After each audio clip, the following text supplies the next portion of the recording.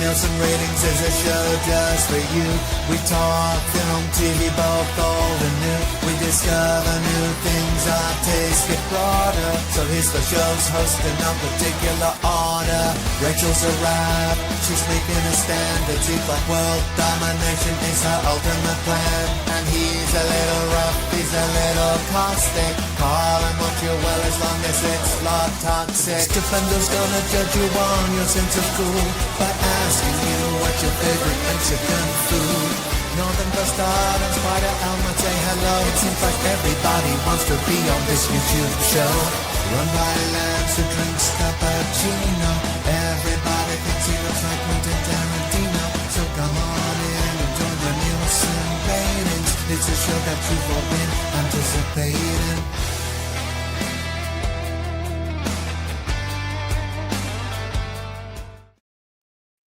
Oh, hello. Here we are on this fine, cold, wet and dreary evening in London, the UK, for the Nielsen Ratings, where we talk about films old and new. It told you that in the opening titles. I'm here with my regular co-host, Stupenzo, all the way from Texas. Not West Texas. East Texas. East Texas. Are the sunsets as good in East Texas as West Texas? No. Okay. No, West Texas is like amazing sunsets because of all the pollution. Ah, right. They're amazing because of all the pollution. Yeah, you get like greens and the shit in the sky. It's crazy. Okay, and the East, not so much. The sky turns all bright orange, and these brown mountains, they turn like bright neon pink. They look like watermelon. They look like big giant slices of watermelon. It's crazy.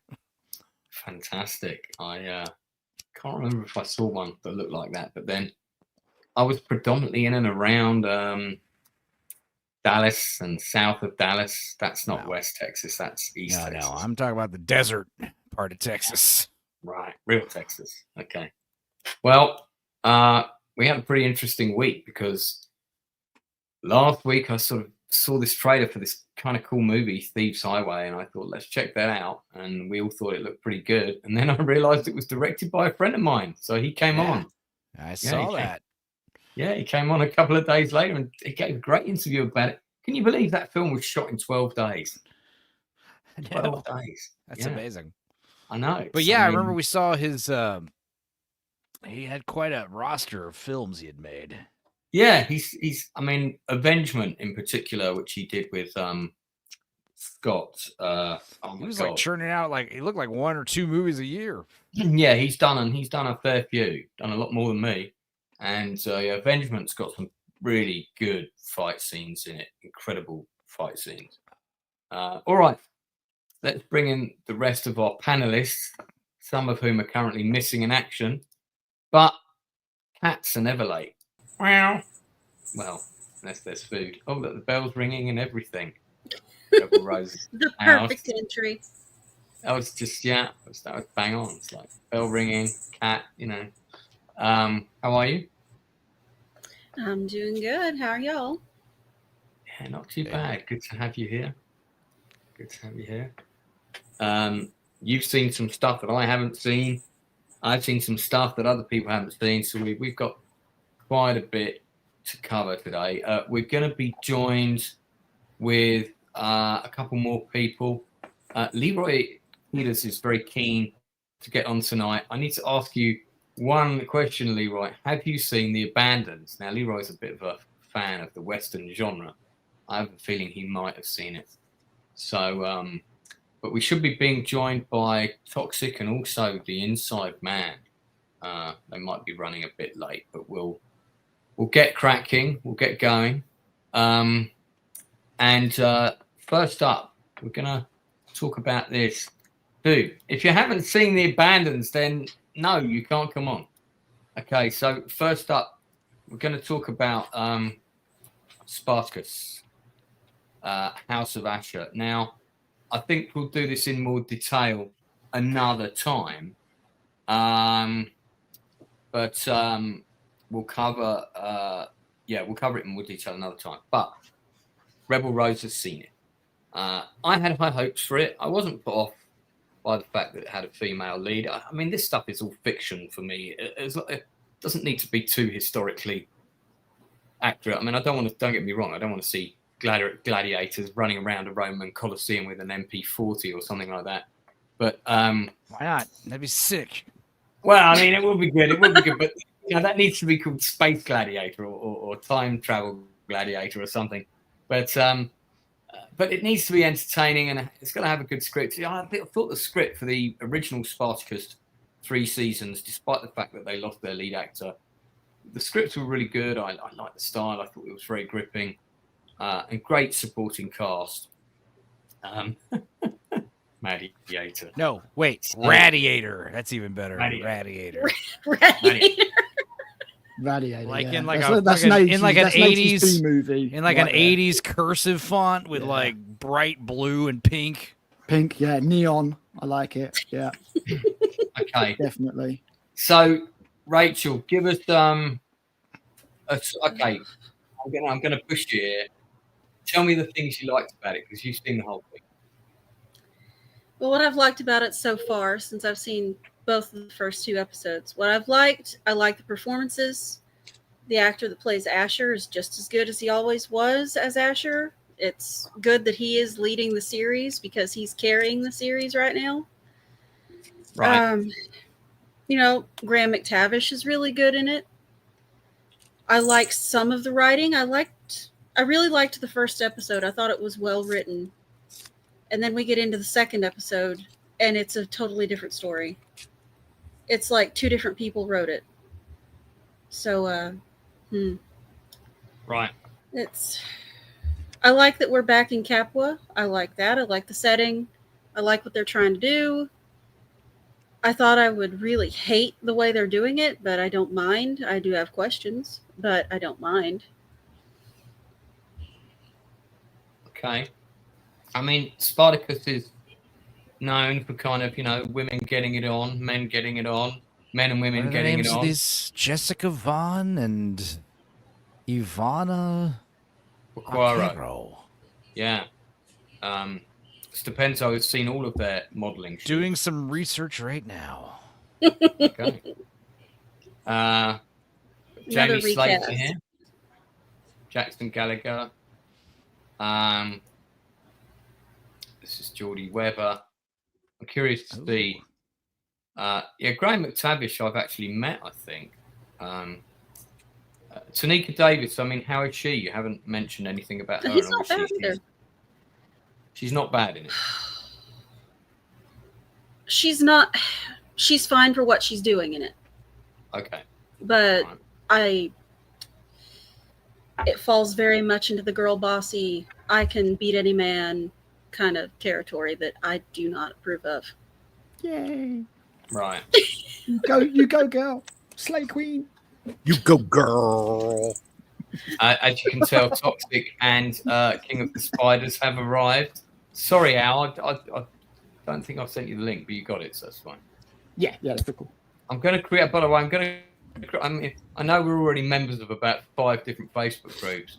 I'm going to have to create a group for the key attendees on Facebook. Well, we have one for that, Lance, and when any of us is trying to jump on, we just ask one of the other people for it, and invariably one of us has it because you've at least reached out to. Yeah, I know that there is another one, but that's not specifically for my show. It's got some people from my show. Yeah, it's just it's where I go if I haven't. But not everyone.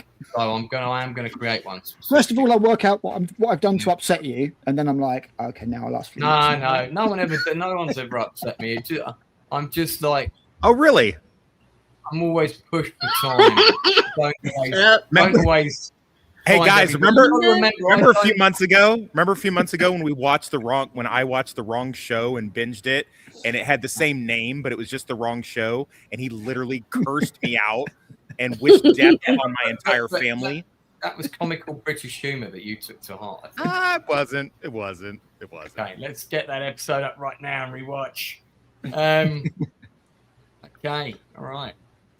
So, I mean, it looks the part for sure. Yeah, but you can tell it's a lot of the same team for sure. Like, you've got the same showrunner. They have the same dialogue style. Some things are a little bit different. Some of the actors are handling the way they write better than others.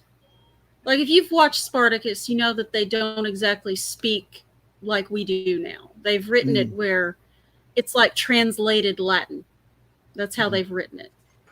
And yeah, that's some of the actors handle it better. That's the same. Yeah, I like that about the original show. That kind of unusual dialect. Okay, well, so those were the things you liked about it. What didn't you like about it? Well, I feel like you'd be hard pressed at the end of episode 2 to be able to name 5 characters. The first series was really good at letting you know who is who they are with minimal dialogue, usually not taking up too much time. You would know who is who, what their storyline is starting out as. In this, until the end of the second episode, I didn't know who most of these people were. They might say their name once, and that's it. In terms of them addressing the issue of Asher actually died. Oh god. How do they get around that? Okay. They get around it in the dumbest way possible, I feel. Okay. Because they have where it starts out with Asher is in the underworld, in a pit, which means he's in hell, basically. And the gods, go ahead. No, I just said I've been there a few times. Carry on. But the gods have decided that he deserves a second chance. Why? He did nothing but ruin people's lives. He was the opposite of a person that should get this kind of reward. Unless it's the bad gods. The bad gods want to put him back in to cause more chaos. I mean, that would make sense. But it's it's like he's in a pit. Lucretia's there telling him, oh, we're going to let you see what would have happened if you'd done just one thing differently. It's like, I don't care. I don't personally care. This is not the guy that I would see the gods giving a second chance to.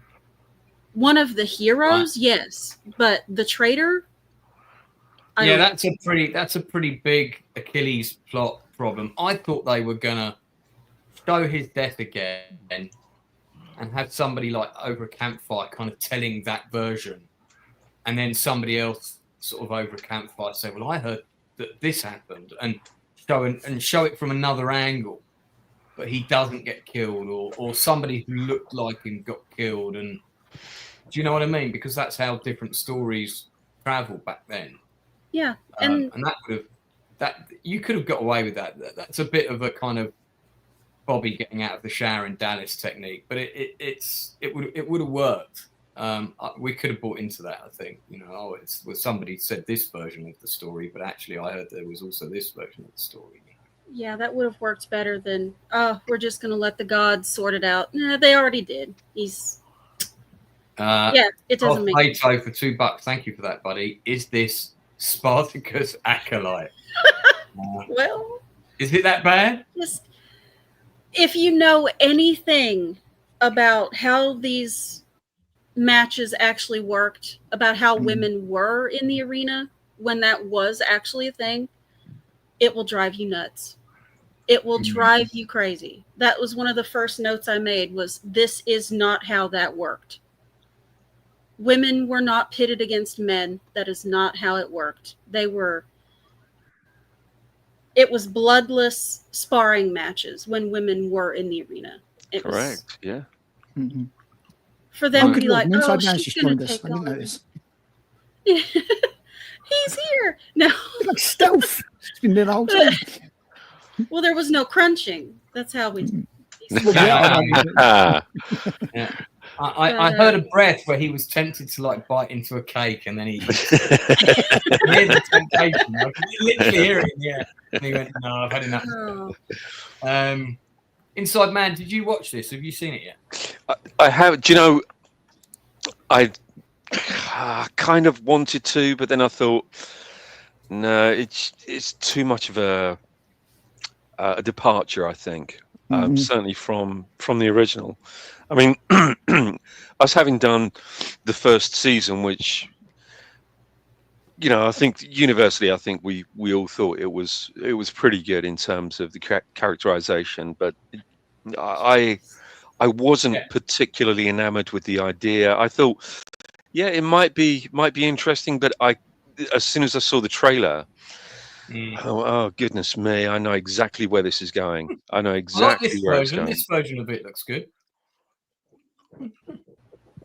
Some kind of advertising. I'd watch this. This is like Top Gear does Spartacus or something, you know? Yeah, they probably drove this around Hollywood. Advertising. All right, so Inside Man, you haven't seen it. Has anyone else seen it? I watched half an hour of the first episode, and I just felt like it was Gladiator 2 compared to Gladiator, so I just stopped. Okay, all right. Rachel, based on the first 2 episodes out of 10 rating thus far? If it was just the first episode, I would have given it a 7, but that second episode really took it down to like a 5 for me right now. 5, all right. I hope they improve. I want it to be good, but I don't think it will be. There's a phrase on the trading column that depicts female gladiators. Yes, they did exist. They fought against each other with blunt weapons because nobody wanted to see women killing each other in the arena, oddly enough. Yeah. Leroy has seen it and will continue to watch it. All right, well, when the whole thing's out, because I take it only a couple of episodes are out so far. Is that right? Yeah, just the first 2. The next one comes out Friday. Okay, when the whole thing's out, we'll discuss again. I might actually wait to binge it. I don't know how many episodes it's going to be altogether. It'll be 10. Then, before we move on, I take it no one else has seen it. Is that right? No. Okay. No. All right, we'll move on quickly. Another show that dropped this week, which immediately I thought, oh, yeah, this looks interesting. Good cast. And it's also produced by Kurt Sutter, who's an interesting creator and certainly a man with some considerable talent. Of course, he's the driving force and the creator of Sons of Anarchy. He was one of the main writers on The Shield. And I mean, pretty much the head writer by the end of the show. And he was the driving force behind The Abandons, which was a show that he took to Netflix. Now, there's an interesting tidbit about this, which I found out about before I watched it, which was that Kurt Sutter left the show before it was completed. And no one is saying why. So it's just that he left the show. That's it. While it was filming was still underway. He was there for the majority of the shooting, but that's all I've been able to find out.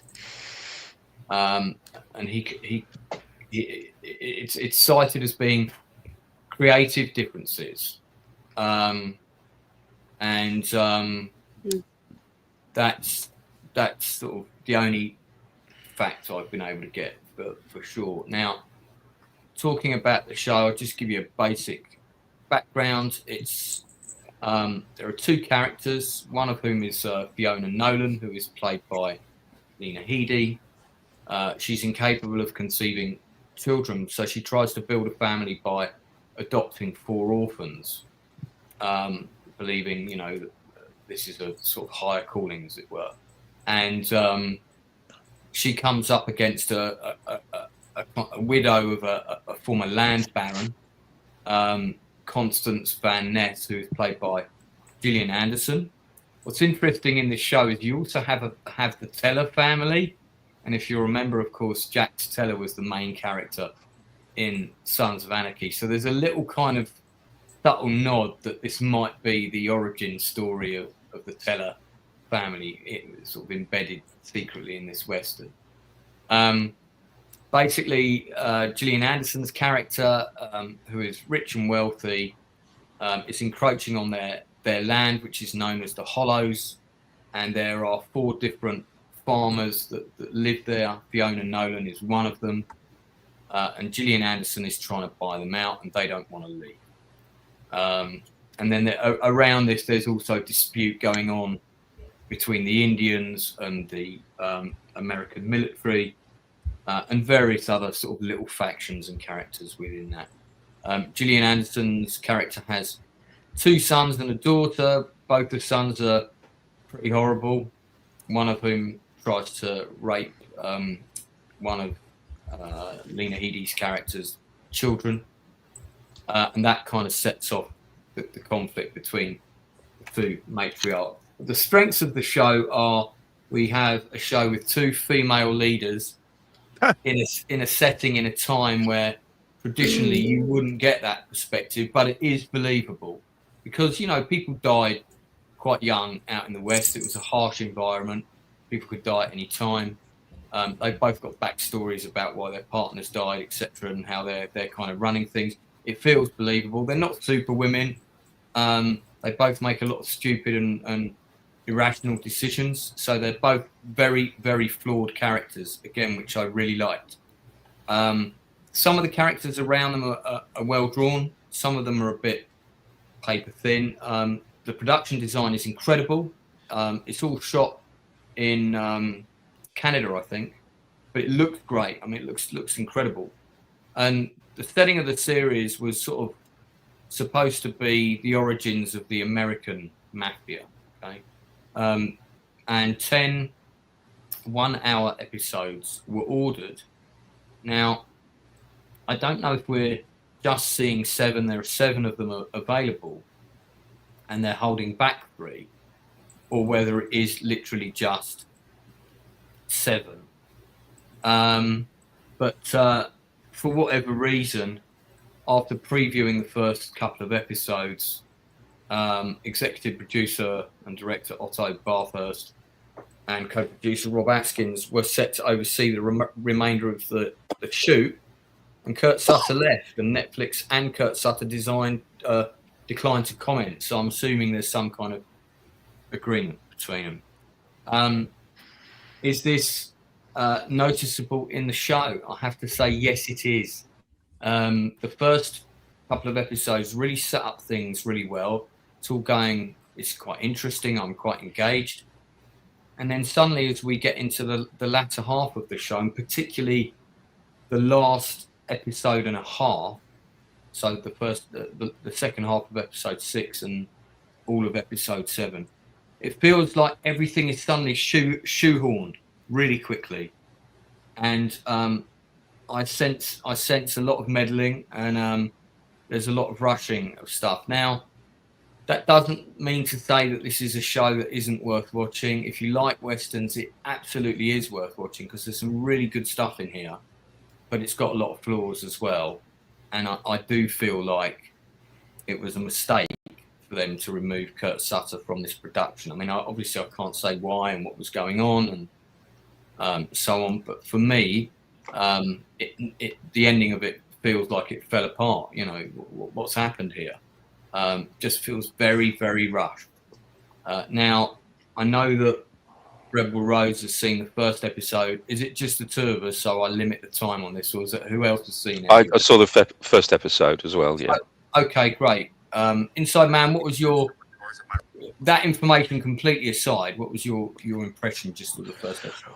The funny thing is, from the very beginning, the first 3 to 5 minutes was just like a mass exposition dump, and I felt like that maybe was something that had been filmed later on, and they kind of calculated that would, we need an exposition dump at the very beginning, and then all of a sudden it's we got wrestlers.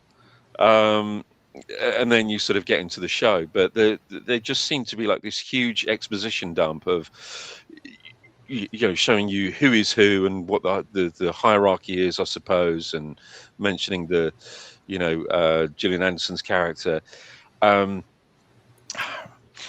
My suspicions are probably exactly the same as yours, that Kirk Sutter was removed, or rather that he walked because there was an awful lot more interference than he was used to. You know, this is somebody who leave the guy alone. He knows what he's doing. He doesn't need anybody else to interfere with what he is writing, what he is producing. But it almost feels like it's a Netflix insistence. I actually thought you could tell from the first, like I say, the first maybe 10 minutes of the first episode that something was slightly awry with that. I felt it quite sort of jarring, going from that big exposition dump into the actual show. I don't think we really needed that exposition dump at the beginning to set things up. I would have rather a slow burn. And the one thing about Coke Sutter is that, you know, he can be both as subtle as a sledgehammer, but he can also be very, very subtle in what he does. Yeah. This I think is neither of those. You know, he's as subtle as a sledgehammer when he feels the need to. But I just thought it was a bit clunky at the beginning, and it looks great. You're absolutely right. I mean, it looks really good. So it's a lovely look to it. You know, some great color on it. It's very different environment to some of the other westerns we've seen. A lot of mountains and greenery and pine trees and mud. Yeah, and the production design, as you said, I think is. Yeah. It's I like the look of it. I thought it really had potential, because I do like my Western shows. But I don't know, there was something just did feel a little bit strange about it. This first episode. I'm still going to carry on with it and, you know, give it my time and, you know, see where it leads. Yeah, I mean, having seen the whole thing, I don't think it's a waste of time, because as I said, there's a lot of good things about it. I mean, Gillian Anderson's great in it. She loves playing anything that's removed from her X-Files days and sort of throw herself into it. And, you know, Lena Headey, she's not doing anything I haven't seen her do already, but she's always pretty dependable. Yeah, she's good. And there's a good collection of supporting cast here as well. Rebel Rose, what are your thoughts? I do agree that the exposition did take me out of it a little bit. I would have preferred they jump right into them fighting the rustlers. Would have preferred that to be the opening. Just throw us right into it and then explain it slowly over time. What we're dealing with, who's who. I don't need you to tell me. I need you to show me. Yeah. And it bothers me when shows do that. And, you know, this is I think, second or third one this week that has told me the setup instead of showing me the setup. And maybe if they did order 10 episodes, but they only put out 7, it makes me wonder if they didn't go back and add things to the beginning, because it feels off. There's just something about the first episode that feels a little bit off. It's not bad. It just feels odd. Like something has shifted in the style of storytelling. It looks beautiful, and I love that we're not in Montana or Texas. You know, that's a break from those two locations is nice. You know? Let's get away from the Yellowstone thing. They said that when they saw the rough cuts of the first 2 episodes, the premiere proposed rough cut was nearly feature film length. Wow. And Netflix insisted on splitting that into 2 episodes, and that did necessitate additional scenes, which suggests what both of you think happened probably did happen. Right. Lots of spoon feeding to the audience. Which is it's never a good thing. What you would call a second screen show, where it's telling you what's going on the screen, and it's basically designed for idiots. It's more that we're showing you some bad guys, you know, doing some bad things to some people, and then we're going to show you. Then we're going to cut to another scene discussing who's behind those bad guys. Whereas perhaps it would have been nicer if we found that out a bit later. You know. Yeah. Sounds like some lazy narrative right there, to be honest. Yeah. I know. But you can tell. I mean, there's amazing potential there, and I totally agree with you what you said about the look. It's nice to have something sort of, quite dirty and muddy, and and there is.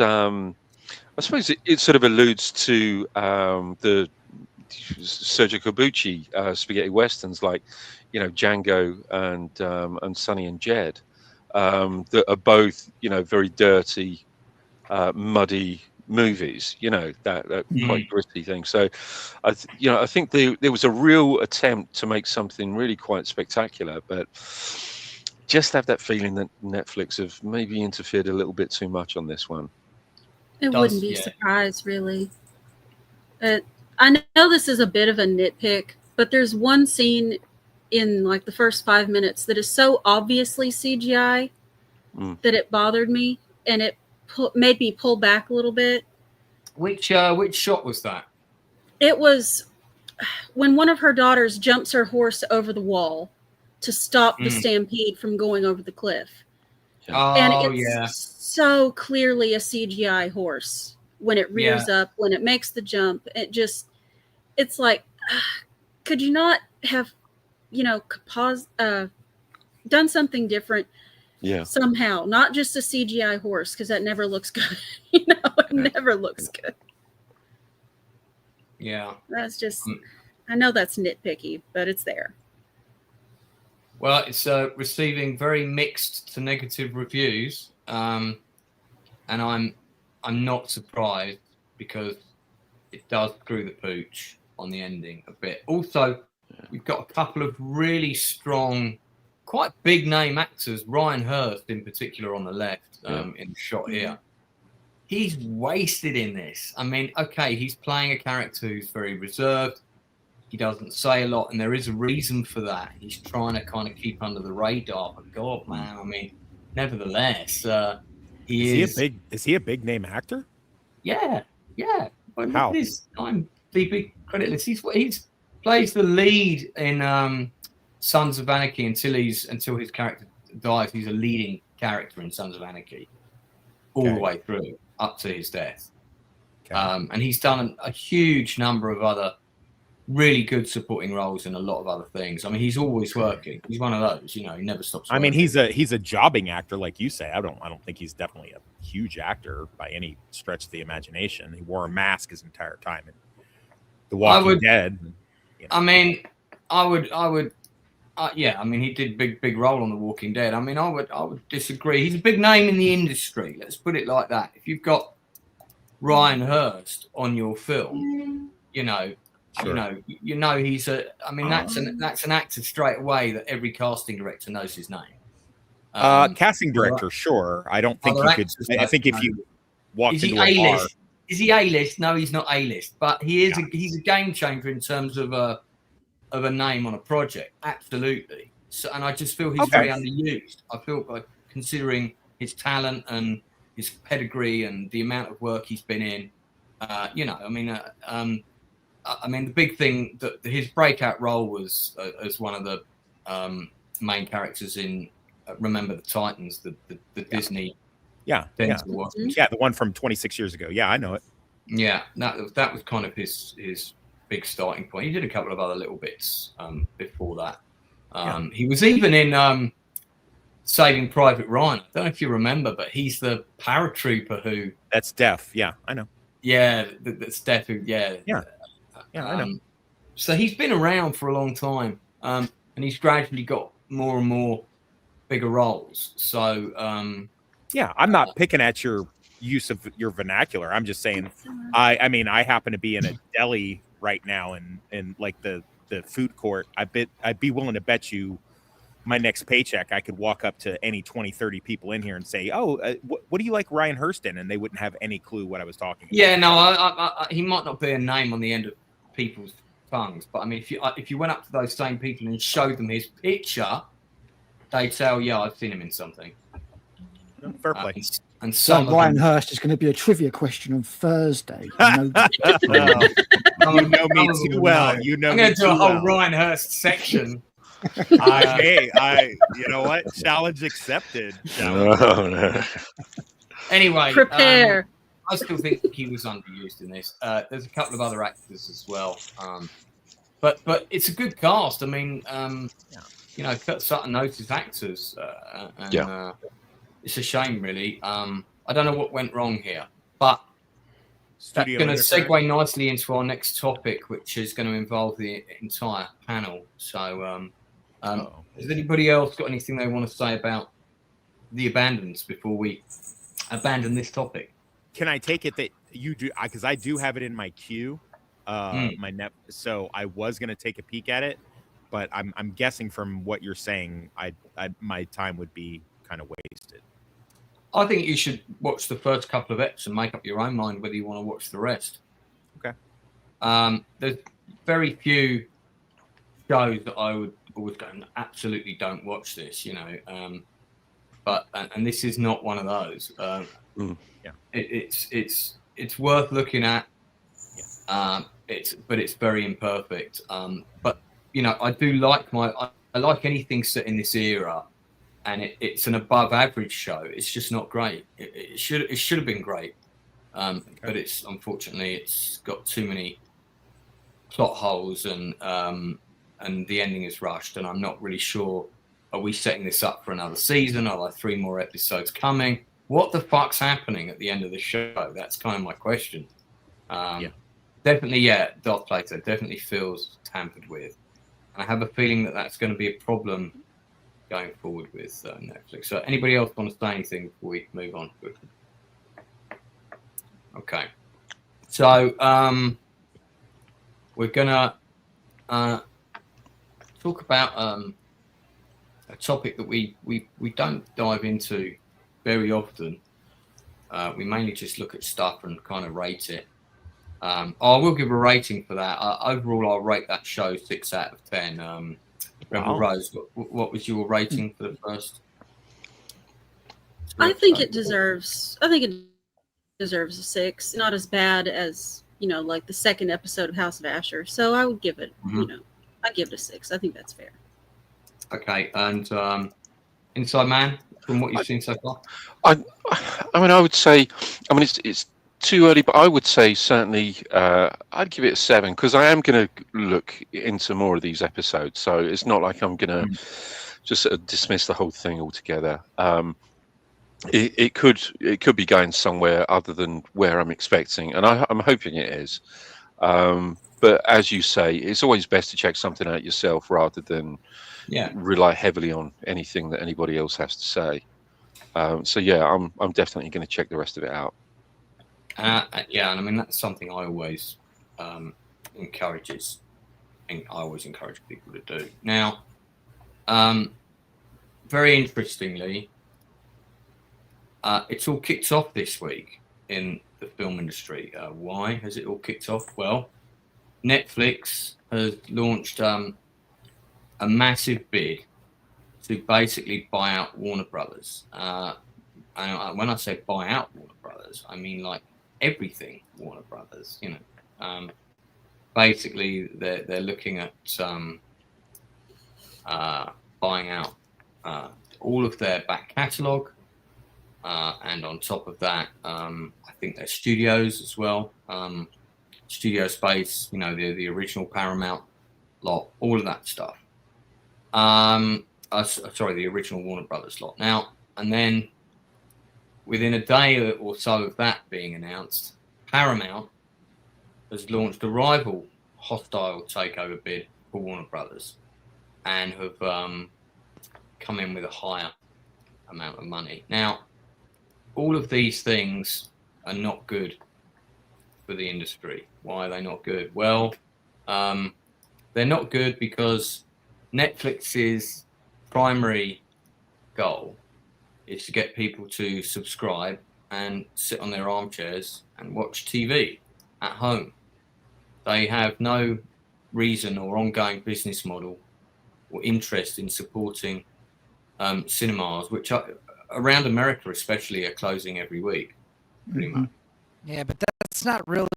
I mean, the streamers are just doing what the audience is doing. Like the movies are just Back in the day, it's the movie starts at 8:10. People go there at 8:10. That doesn't work with people anymore now. They're gonna watch it whenever they want at home on their big screen. And it's really like movie theaters. They're gonna be around, but they're gonna be niche special screenings. Because I've said it before, where it's like watching a movie at home, like listening to music at your house is not the same as listening to music at a concert with a bunch of strangers. It's the same thing with a movie theaters, but they're just going to be less common. Movies are going to be in the theater for a week to 3 weeks, if at all. Then they're going to go straight to streaming. Like, that's just the future. It has nothing to do with Netflix or Disney. It is boiling down. One of the things that Ted said, though, wasn't it? He said that he wanted a more consumer-friendly window for streaming. I'm like, it's pretty damn consumer-friendly already. It's already ripping the soul out of the movie industry. If you are on the fence about going and seeing a movie and it has a bad first week or even a bad second week, it's going to be on streaming in like 3 to 4 weeks. It's just a waiting game. It's not like the old days. And I think so many people just don't take a chance on movies. There's other reasons. You've got the behavior of people in the cinema, which is why I won't go see films at the weekends anymore. It's really going to be about going to see the old movies, and making it a big party kind of thing. Everyone going back to see. It's like the Rocky Horror shows, but that's going to be like with most movies in theaters. Oh, Back to the Future or whatever. But then again, Jaws got released this year. Anniversary of Jaws, 50th anniversary of Jaws. I was the only person in the theater with my wife. Yeah, it's the movies in general. Like people, it's also it used to be super cheap. It was the poor man's excuse for art. Right, we can go see a movie. We got a few Take bucks. The whole we can go family. See a film. Yep. Yeah. It's like it's that's horrific. Getting stupid. It's also I blame the big padded seats. I blame reserve seating. I blame this cocktail dinner hour thing going on at the movies. Movies just they gave us too much of good things. They tried to make movie theaters like streaming at home, but the thing is, streaming at home is always going to be better than going to a movie if you're trying to stream at home. If you want food and the ability to use your phone and pause it whenever you want, it's not the same. The movie theater, the whole goal is like you're experiencing this movie with a crowd of strangers, and you're all like feeling that wave. Even if it's a bad movie, you all walk out disappointed. You're like, what the hell? Like, there's that. That's the point of the going to the movie theater. Well, the other thing that's coming about as a result of this, and we can already see it. In fact, with the show we've just talked about, where the 10 episodes were ordered, we've just been given 7. Is there's also a trend to shorter runs, shorter seasons for shows instead of 20, 24 episodes. You're getting anywhere between 4 and 8 and 10. Obviously, for a true story, miniseries drama, 6 episodes is probably what you need to tell that story. But that's like the British formula. That's like Americans just kind of The reason this is changing, in my opinion, is because people's attention spans and the younger generation is shorter. They don't get invested or as invested as audiences used to in longer planned shows. You don't have that thing of every Wednesday night at 10 o'clock on Channel 4 I'm going to watch ER, because now you can watch ER whenever you want. So there isn't that let's sit around every week to watch that certain show that we all love. That culture is disappearing. It's going. Also, because of serialized shows and serialized episodes, it's hard. It would be hard to do 20 episode seasons if it was all one continuing story. The 20-something seasons, like those episodes, those shows, they're kind of like you could watch them in random orders and still, they're non-serialized, Syndication's over because you don't have the format of watching an episode every week on TV. You don't need the 52 episodes to carry throughout an entire year. Now you can binge whatever the hell you want, as much as you want or as little as you want. It does concern me that they did used to be able to do excellent writing for 26 episodes, and now they don't seem to be able to do even half competent writing for 10 or 12 a lot of the time. That does concern me. But you're right in that the appetite is there now for things that can be consumed quicker. And there's a lot more of it now as well. So we now have a shrinking industry for writers, which is rapidly disappearing and becoming condensed. So the work for the writers, there's less of it. And, of course, it's a bun fight. It's also boiling down to just Netflix versus Disney. That's what it's going to eventually become. Feels like it, yeah. And then also, the big problem I have that nobody really seems to be talking about is the fact that Netflix is owned by, or, they're partly owned by the Obamas. And there's rumors that they're going to push Michelle Obama for the presidential candidate. So the idea of like them owning all of Warner Brothers catalogs and HBO and Discovery, it's like they have so much like potential for like mass messaging and propaganda and all that stuff. Like that's like another huge thing. Yeah. Like that's what I feel like that's the main reason why they're trying to do it. And also like Paramount's putting in a counterbid. It's like, dude, you can't compete with Netflix. Netflix has 300 million people giving them $10 a month. I mean, they're getting $3 billion a month. I mean, like, one of the advantages is that Paramount want to buy the entire thing, lock, stock, and barrel, whereas Netflix just want most of it. I wonder if anything, the only thing that might stop it is I don't know if you guys have like a monopoly commission over there that stops one person from being included. Yeah, there is. The problem. There is. Yeah, that is there the is. problem. We're getting into that kind of territory where it's just becoming Pepsi versus Coke with our movies. There's a lot of that going on behind the scenes at the moment. Inside Man, I know you wanted to say something, so jump in. Yeah, I mean, what you were saying earlier about television, you're absolutely correct. There's no longer a television event, event TV series that we watch on broadcast, and that I think that's a great shame.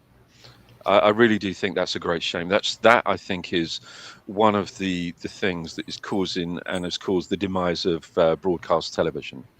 In terms of what Enzo was saying, I have to say, I mean, I never disagree with much of what Enzo says, but I have to strongly disagree with what he's saying about the way TV is, Netflix and these organizations, these streaming services are going to be taking over or replacing cinemas. I know that there are still some cinemas. I mean, you're correct in what you say in terms of these larger movies, these larger sort of event movies, old movies going to cinemas, but there are smaller cinemas that are trying to open now. Unfortunately, it's the big chains. Right. The problem I think that we have. The theater I go to is like locally owned, and it's some mom and pop theater. Yeah, I remember you talking about that actually, and I think that I think is It's like the main reason why I go. But this is precisely where cinema should be going. It should be. I mean, they used to be very community-based places. Also, these massive theaters with like cineplexes with 20, 30 screens and shit. Like that's not a thing anymore. That's ridiculous. That's stupid. Yeah, but it's also, the problem that I have with maybe not necessarily Paramount putting in the bid for Warner Brothers, but certainly with Netflix putting in a bid for Warner Brothers, is that we know that Netflix has themselves already altered certain movies that they feel have scenes that have been problematic. So I think they would do away with physical media full stop. They would just put everything, just bunch everything on their streaming service. Yeah. One of the guys in charge of Netflix saying that his kid watched Lawrence of Arabia on a phone and there was no difference. Like you could tell. You can imagine. So like Chris Nolan was saying like, yeah, we're having a meeting with these fuckers and we're gonna make sure that, what a terrible thing to say. What a terrible thing to say. It was definitely criticized when he said that, but yes, that is something he said. The thing is, with the young generation, they don't care about the grandeur and the spectacle and the atmosphere of it. They just want to absorb that information as quickly as possible. Have you ever? I'm assuming that everybody's seen the side-by-side documentary with Keanu Reeves. Yes. The John Wick one. The side-by-side documentary that he did, it was about celluloid versus digital filmmaking. Excellent documentary. And there's a piece on there with the Wachowskis, the Wachowski sisters now, and they were talking about the exhibition of movies, and they can see that the exhibition of movies is really going to boil down to people just watching them on small devices, and they said they're all for that. And they were the first people that I heard way back when, stating, there's no difference between watching, a great movie on a phone as there is watching a great movie at a theatre. And I thought, you utter nincompoops for even suggesting that there's an equivalent between those two. Totally, But when you have people like that, and as Enzo had said, the guy that owns or runs Netflix, saying what you said about Lawrence of Arabia, I think, I've got to be honest with you, I think they should be horsewhipped out of town. I really do. I think they should be horsewhipped out of the industry. I feel like they know they're full of shit when they say stuff like that. They're just trying to, I don't know. Well, if you say a lie enough times, then people. That's exactly, and also what. Yeah. I remember this being like demonstrably true because I remember my friend saying, like, some girl I knew saying, "Oh, I watched The Exorcist. It wasn't scary." And I was like, "How'd you watch it?" I watched it on my laptop. I was like, "That's why it wasn't scary." Like, I watched it on my laptop in the room with the lights on. I don't want to disagree with anybody here with this, but this is the harbinger of this is like when I came home from Iraq and saw Netflix for the first time, and the girl was like, "Yeah, this is going to be like there's that big DVD collection you have. You're not going to have that anymore. That's they just put all of it on here." And I'm like, "I'm not getting rid of my DVDs. That's crazy." And of course, I have for convenience. I much like Lance. And he talks about this a little bit in his book. I just enjoy the entire atmosphere. I like just being in there. I like the coming attractions. I like the little trivia that comes up. I like being immersed in that when the theater goes dark and things like that. But it is very bothersome when films. I got to watch a couple great re-releases. I got to see Godfather 2. I got to see Back to the Future re-released in recent years, and they were great experiences. But unfortunately, just like Al said, like nobody was freaking in there. It's like me and like one or two other boomers were in there for that. And as far as like watching a film, the last time I can remember watching a film where the theater was packed and everybody was getting into it was freaking 10 years ago. Watching Force Awakens, like that was like the last big movie event. I'm not saying that it hasn't happened, but like I completely missed out on almost all of the MCU like great stuff. And I don't think we're gonna. Problem. Is like the only movies you get in the theaters are these big event movies because those are the only movies worth going to the movie theaters to see. The big like Avatar, regardless of how crap the story is, that is going to make money because it is. I said on my stream the other day, I said I basically said something to the effect of, we used to on like the Losers Lounge and on Enzo's show, we would do a end of year like recap, the best and the worst. I've got 2 movies that I've enjoyed seeing this year. Unless you, like I am into dip into streaming or something like that. I have 2 films, 2, buckle my shoe, 2 films that I saw this year that I thoroughly enjoyed and went back and saw more than once. So, I mean, that ain't good, man. And the prices are insane. So, I mean, I can't just go randomly. I drop more money at a movie theater than I do at a freaking bar or a strip club. Yeah, that's crazy. See, I could think of at least like I could do top 25 of this year to 2025, but most of those movies are going to be smaller, weird movies that nobody's seen that I saw randomly, and I liked it a lot. It was good, familiar touch. Because everything else is an iteration or a sequel or something like that, and it's even worse next year. Yeah. The other big funny thing is the fact that Netflix, they had enough money to buy Warner Brothers, but they were bitching at us because we were sharing our passwords with mom and our brothers. Yeah. It's like, go to hell. Go to hell, Your you liars. Greed. Yeah, I mean, I'm holding out for some Hail Project Mary. Hail Mary next year.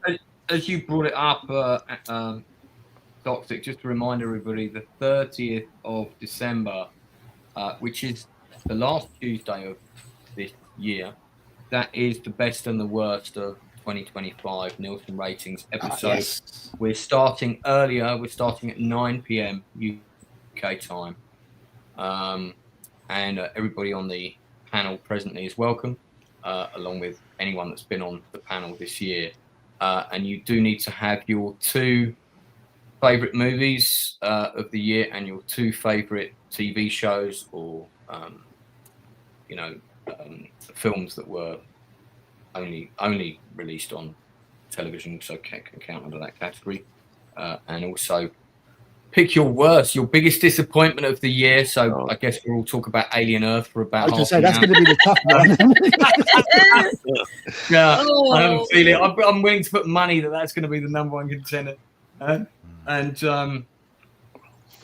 Most disappointing series, most disappointing movie. And we might talk about standout performances. So give that some thought as well. It's not going to be quite like our version of the Oscars, but we will. Well, there's been a few of the award shows, like the season started, isn't it? I know the Oscars aren't until about March or something, but there's been a few of the shows. Dude, I was pretty sure that Ethan Hawke was going to get an Oscar or at least get a nomination for Blue Moon, and I'm seeing the Golden Globe nominations. I'm like, man, something. I guess not. Oh well. It's not about merit anymore. It's not because he doesn't deserve it. I mean, I guess my money would be on Leo then. But yeah, Sinners, Weapons, Familiar Touch, Begonia, One Battle After Another, Eddington, Common Side Effects, The Surfer, I don't think I can agree with Weapons. I think Weapons was a fine movie, but it wasn't. Black Bag, K-pop Demon Hunters, Lurker, Good Fortune, Black Blue Bag. Moon, Good Boy. These Talk were about it all on the movies I 30th, enjoyed. These were all Oh, these are movies you I enjoyed. enjoyed. Sorry, I thought this was the Oscar list. I was like, what are you talking about? No. These are all good. No, I'm just listing movies I liked a lot this year and that were from this year. This is Enzo's list for the 30th of December. Common Side Effects. That was the only show that I watched that I loved that show. That was one of the best things I watched this year. All right, we'll get back to that. We'll get back to about it already. In a couple of January. Yeah, get back to that in a couple of weeks. All right, well, we're going to see how this all plays out. I think it's going to be disastrous. Who would you rather wins, Lance? Paramount or Netflix? And the rest I mean, that's a poison chalice question because I would rather we not be in this situation. I would rather we have a larger number of smaller studios who are producing competitive quality feature films and television shows, and it's not under an umbrella of 1 or 2 big daddies, so to speak. The thing is, Warner Brothers have shown that they are really quite stupid as a company, and that's it's regardless of why. I just I mean, Time Warner. It's used to be. I don't know who all the subsidiary companies are. I'd need to see a chart, flow chart. Those are all good. There's a lot of it underneath the brand. Yeah, I'd like to see Paramount do it purely just because at least they're still a studio. I think, I agree. I feel like they would double down on the theater thing, and it would just bite them in the ass because, like you said, it doesn't matter what's in the theaters. People are like, "Oh, this movie was good." It doesn't matter. People just aren't going to the theaters, even for the good stuff. So I mean, it just doesn't matter. Like I said, it's like that Scrooge movie with Bill Murray. There's not this you have to see it. You're going to be left out of the fucking conversation. You will not. Your life will be less happy. You will be less satisfied if you don't see this movie. Yeah, I went to see Endgame, and this is a midnight showing, and it was sold out. A, it was sold out months in advance, and B, there was not a single free seat in the cinema. Yeah, Endgame was like the end of that kind of era. That was that was pretty much it. That was pretty much it. All right, well, we're going to move on because that's taken up enough time. We've got other choices and things to get to. This also dropped this week, caused quite a stir. Sean Combs' The Reckoning. I think it's 3 parts. It's produced by... You get some of that GHB baby oil. Yeah, they talked about that. I know. It's produced by 50 Cent Jackson. People will know the story. I remember hearing about the drugged baby oil years ago and being like, I mean, it's amazing that it's taken this long for this guy to be in court. Oh yeah, and even then he hasn't 50 had Cent brought receipts. He didn't really get a big sentence, did he? He sort of had time served and everything, and yeah, I mean, he's not massive. Well, when you've got famous politicians and judges on Diddy videos, and you can just have your lawyer say, "Listen, do you want this released, or do you want to just give me this probation?" Yeah. So, I mean, I think he's still inside now, right? He's still in prison currently. Yeah. So the one of the things that makes the documentary interesting, and I'll just tell you this, if you haven't seen it, it's not a particular spoiler, is P. Diddy paid a guy, a filmmaker, to follow him around in the weeks leading up to the trial. So you've got all this sort of very personal behind the scenes footage of him having sort of conference calls with his lawyers and stuff in his hotel room. He's under siege from photographers and security and making sure he doesn't go anywhere. And so you've got all this very personal footage of what's going on in his camp. And then when he got found guilty and went to prison, he refused to pay the filmmaker the fee that had been agreed. So the filmmaker then was like, well, fuck you then. I'm going to sell this footage to whoever wants it. And 50 Cent Jackson put his hand on, like, yeah, over here, I'll have that. So good old that Curtis. footage has ended up in Jackson's documentary. Now, obviously, there's a lot of stuff here that's up for speculation, but I've seen a lot of documentaries on, you know, who killed Tupac Shakur before, and who killed Puff. You know, that stuff. This documentary probably has the strongest argument and presents the evidence in the best way to suggest that Sean Combs was involved. I've not ever been interested in. I'm not interested in this style of music. I've never really followed any of these people, but they're so big that the stories kind of seep into the wider consciousness because they became so global, and the events surrounding them became so global, including the murders and court cases and all the rest of it. So now, you couldn't help but be aware of some of it. I heard about a lot about this from that one ex of P. Diddy who made a big tell-all video and then she died. Does it talk about any of the A, Satanism, or B, weaponized pneumonia? No. Sean Puffy Combs seems to have the ability to kill people, allegedly, with pneumonia. So Brittany Murphy, Bertie Mac, like anytime you've been hearing about like these mysterious pneumonia deaths, I am convinced it was Puff Daddy. Because he did, they like this, if you know, he has some kind of like heart attack gun type technology where I'm not joking. I'm not joking. I know you're not, but it sounds so ridiculous. Yeah, it's so crazy, right? He's giving him his death note. The woman, his ex, was doing this big tell-all. She was explaining how, like, yeah, this guy would wrong him and then he'd die of pneumonia. This guy would fuck him over, die of pneumonia. It was crazy. It's like he has some kind of ability. There's something he's doing. Maybe that's not him personally. Maybe it's like a hitman or something. It's not him. It's the Mossad. Diddy's function is to get the blackmail stuff, just like Epstein. That's his function. Right. You go to the party. You give up your phone. You cover yourself in the GHB oil, so you don't remember anything. Right. Yeah. And then later, when they need something from you, they pull up on you and just say, "Hey, listen, senator or real estate agent or lawyer or doctor or whoever, we need you to say or do blase blase. I'm not doing that. You are though, because we have this video of you having sex with 3 little boys or 3 little girls or both or all or whatever. And yeah, you're gonna play ball, and that's it. That's how you do it. I mean, that's what we did in Iraq when we had local imams that would be in charge of terrorist cells. We'd just go get them with photos or whatever of little boys and be like, listen, if you don't want your, followers to see you with these little kids, then, I mean, that's what we're going to do. Or, if we couldn't root them out and execute them, which is what he did to. But also the Satanism, Puff Daddy, like doing a lot of devil stuff. That is another I wouldn't be surprised. No, I mean, that's all of Hollywood, but no. So what a lot of people don't know about this, which I wish they would have had so there used to be an urban cop TV show called New York Undercover. Just indulge me and this will make sense. It ran on Fox, what became Fox in the early 90s, 92 to like 96 or something like that.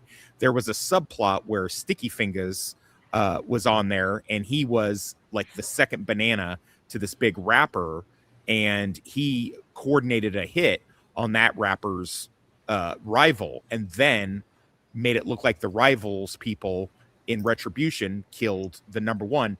making him effectively number one after that. And then, of course, the detectives figured out. This premiered in mid to late 1995. Then in 1996, in 97, this happened to Biggie Smalls and Tupac the exact same way. And right around that time, I was like, it's the New York Undercover episode. Of course it's Puffy. Who benefited the most from their deaths? Him.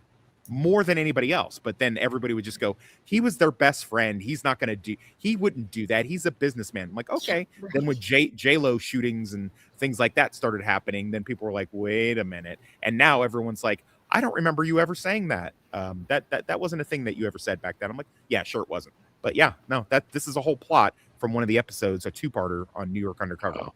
So interesting. Okay. Maybe I should start a conspiracy channel. We'd have no shortage of stories. Am I the only person that's seen it? Has anyone else seen it? No, I watched it. No, you heard about it. Okay. I can't stand that music, but I actually found this really interesting. Yeah, I'll say it again. I'm not a follower of the music. I did find the documentary very interesting. I thought it was very well put together. I thought it was good that they had people willing to speak on all sides. It wasn't just a bashing documentary on Coombs. It didn't feel like a hit piece. It wasn't a puff piece. I see what I did. But it was anything but a puff piece. But it didn't feel like an out and out hit piece. I feel if you put Curtis Jackson in front of a really good interviewer, who would interrogate him over this documentary, I feel he could probably defend every aspect of it pretty intelligently and back up everything that's in it. He's not been quiet about his disdain for Puffy in the last decade. He's basically, and I love that his part of Puffy's downfall with this thing is due to the fact that he's so cheap. He's one of those cheap rich people that just didn't want to pay the videographer, and this is. I know, right? I love that for him. I love that that's how that this happened. Yeah, I mean, it's I've got no sympathy for the guy, to be honest, and I was quite glad to. I can't believe that the jurors didn't convict him of the assault on his girlfriend footage in the hotel, even if she went back with him and they were out the next day and all the rest of it. So what? That's quite common in a lot of abusive relationships. People don't like that, Lance. People don't like when someone asks for help and then they turn around and they go back to their abuser. Pete, that rubs people the wrong way. They don't like that. Their belief in her or not is irrelevant at that point. Then it's just kind of like, well, fuck you. What are you calling 911 for if you're going to turn around and go back? Nobody likes that, Lance. Actually, that makes people actively dislike you. I suppose so. But I mean, who's to say that if she hadn't got into the lift, that might have been the night that she left him forever, you know? So it's still an assault, whatever way you paint it. You know, he physically struck her, dragged her across the floor. It's all on camera. I mean, you can argue around the circumstances and how stupid she is. Sure, you can argue that. Does that not make that an assault? I don't think so. So, you know, what if he'd punched her in the face, knocked her unconscious, and she'd been in hospital for 5 days? Then she woke up. Then she went back with him. Would he still not be guilty of an assault later when that footage surfaced? He would be. I mean, it's just like, you know, you're just talking about different degrees of injury, really. I'm not talking about anything. I'm saying he should be buried underneath the jail. I'm just trying to illuminate. I'm trying to illuminate to you why juries do. I got why they did it, but it's I got that, and your argument is completely valid. But I still think the evidence was there for them to convict him on that charge. He's never going to see prison. That's never going to happen. He is in prison, isn't he? He's in prison. Jail. If he's anywhere, he's in jail, which is he's probably. Prison is a completely different thing from jail, Lance. Right. He will never see prison, whether it be he has an accident on the way to prison, or he gets out and pulls a Roman Polanski. He'll never see prison. That's never going to happen. Interesting. Yeah, it'll be interesting to see if he suddenly gets Epstein. I mean, I guess we'll see what happens. We lost Rachel for a second. I'm sure she'll be back.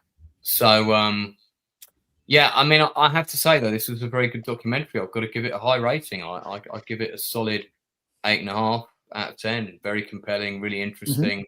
Even though I had no interest in the topic particularly. Al?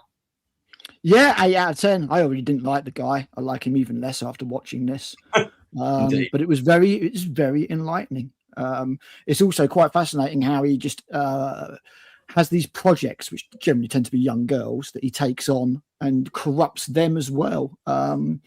Very eye-opening to somebody who's never really paid attention to the guy, to be honest. Yeah, total 8 out of 10. Yeah, I didn't even know about his TV series of creating that band. Yeah, absolutely. Yeah, all these little things he had, this Dainty Canes band or whatever the hell they were called. I had no idea because I just don't, because I don't like hip hop rap music. I just didn't really pay attention. So I found it, even as somebody who doesn't like the music, I found it absolutely riveting, to be honest. Right, so I should send back that compilation that I got you for Christmas. Probably, yeah. Switch it out for Judas Priest or something. Toxic, any final thoughts? Because you. Yeah, no, I really enjoyed it. I aspire to be at the pettiness level of 50 Cent, who just has, been so open about his, and the fact that he, with a Cheshire Cat smile, said that he got a hold of this footage. And I also want to reiterate that I was incorrect.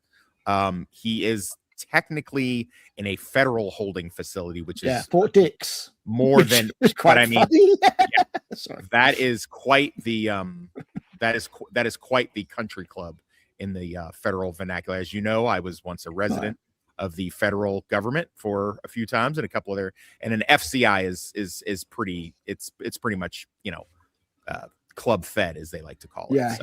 he's been sentenced to 4 years, but 12 months time served already. So he'll be out in a couple of years tops. Right. Well, see, the thing about the feds is they don't do good time. You serve about 85% of your sentence, no matter what you get. So they don't they don't factor in time for good behavior like that with the feds. But yeah, it'll be interesting. But I mean, that's a pretty sweet deal he got. Do you not think that while he's in there, there's going to be a certainly a movement within the industry that he was formerly a part of and may well return? I think ironically, his biggest hit that he's going to take is from this documentary, more than the feds gathering evidence, more than more than anything else. I think this documentary, because people, when it's packaged in this way, people eat it up. And I think this is what's really going to be the nail in his coffin, so to speak. But he'll get out more than likely, and he'll go to a foreign country. And, I mean, he's got many, many, many millions. It's not like he's not unless there's like a big concerted effort like they did with Weinstein or with Kevin Spacey, unless that happens. But I don't think they will. I don't think that's what's going to happen. But he's got that account in the Cayman Islands that's waiting for him somewhere, probably. Who knows? Okay, ratings from both of you out of 10. 8 out of 10. Yep, I agree. 8 out of 10. Okay, so very good. Inside Man, are you going to watch it? Yeah, I'll give this a go. Where is this? Is this Netflix? Netflix. Yeah, Netflix. It is Netflix, right? Yeah. It was. I have to say, I mean, it's a mixed bag what we get, but when you look at the two biggest channels are Netflix and Amazon. Yeah. And I've been looking at the stuff that they've been producing, and overall, I feel, despite some criticisms, overall, I think the quality of the in-house Netflix produced stuff has gradually gotten better. Their documentaries is definitely their strongest. Absolutely. Absolutely. I said that on another one of your shows. I said, whatever else you think about Netflix, when they do a documentary right, they get it really, really right. Yeah, they have done some very good docs. I mean, and some of the drama shows, if they could, this is the thing is I feel like if they do this big takeover, my biggest concern is it's going to become even more corporate. And if they're going to bring in people like Kurt Sutter, or let's say they bring in the Coen brothers to produce the next series of Fargo, you've got to let them do their thing. Let them give them the budget, tell them how many episodes, and give them maximum running time on those episodes. Make some golden rules, sure, but then let them go away and do their thing. Let them hire their people, shoot their shit, put the budget together, present it. go away. I mean, yeah, have a hands-on showrunner, whatever you need, but we figured that internet's died. Cat jumped on the server. We understand. You'll be back shortly. So yeah, but yeah, that's a recommendation from us on the Reckoning. Inside Man, what you got for me this week? Oddly enough, it's a documentary that's on Netflix. It's called Into the Deep, the submarine murder. And it's what it is. Right. So in 2017, so in Denmark, there was a guy called Peter Madsen, and he was this sort of wacky inventor, and he wanted to make these space rockets, and he kind of saw himself as a little bit of an Elon Musk, and he was building submarines. Yeah, I've seen it. It's a very, very good documentary, and in essence, what he did was he lured all of these younger people, these engineers and designers and marine engineers, etc., to help him build these submarines. And he almost became a little bit of a cult leader, if you like. If you watch the way everybody reveres him, he's almost like the head of a cult, this bizarre kind of cult, and he's incredibly egotistical. Well, a young Swedish journalist called Kim Wall,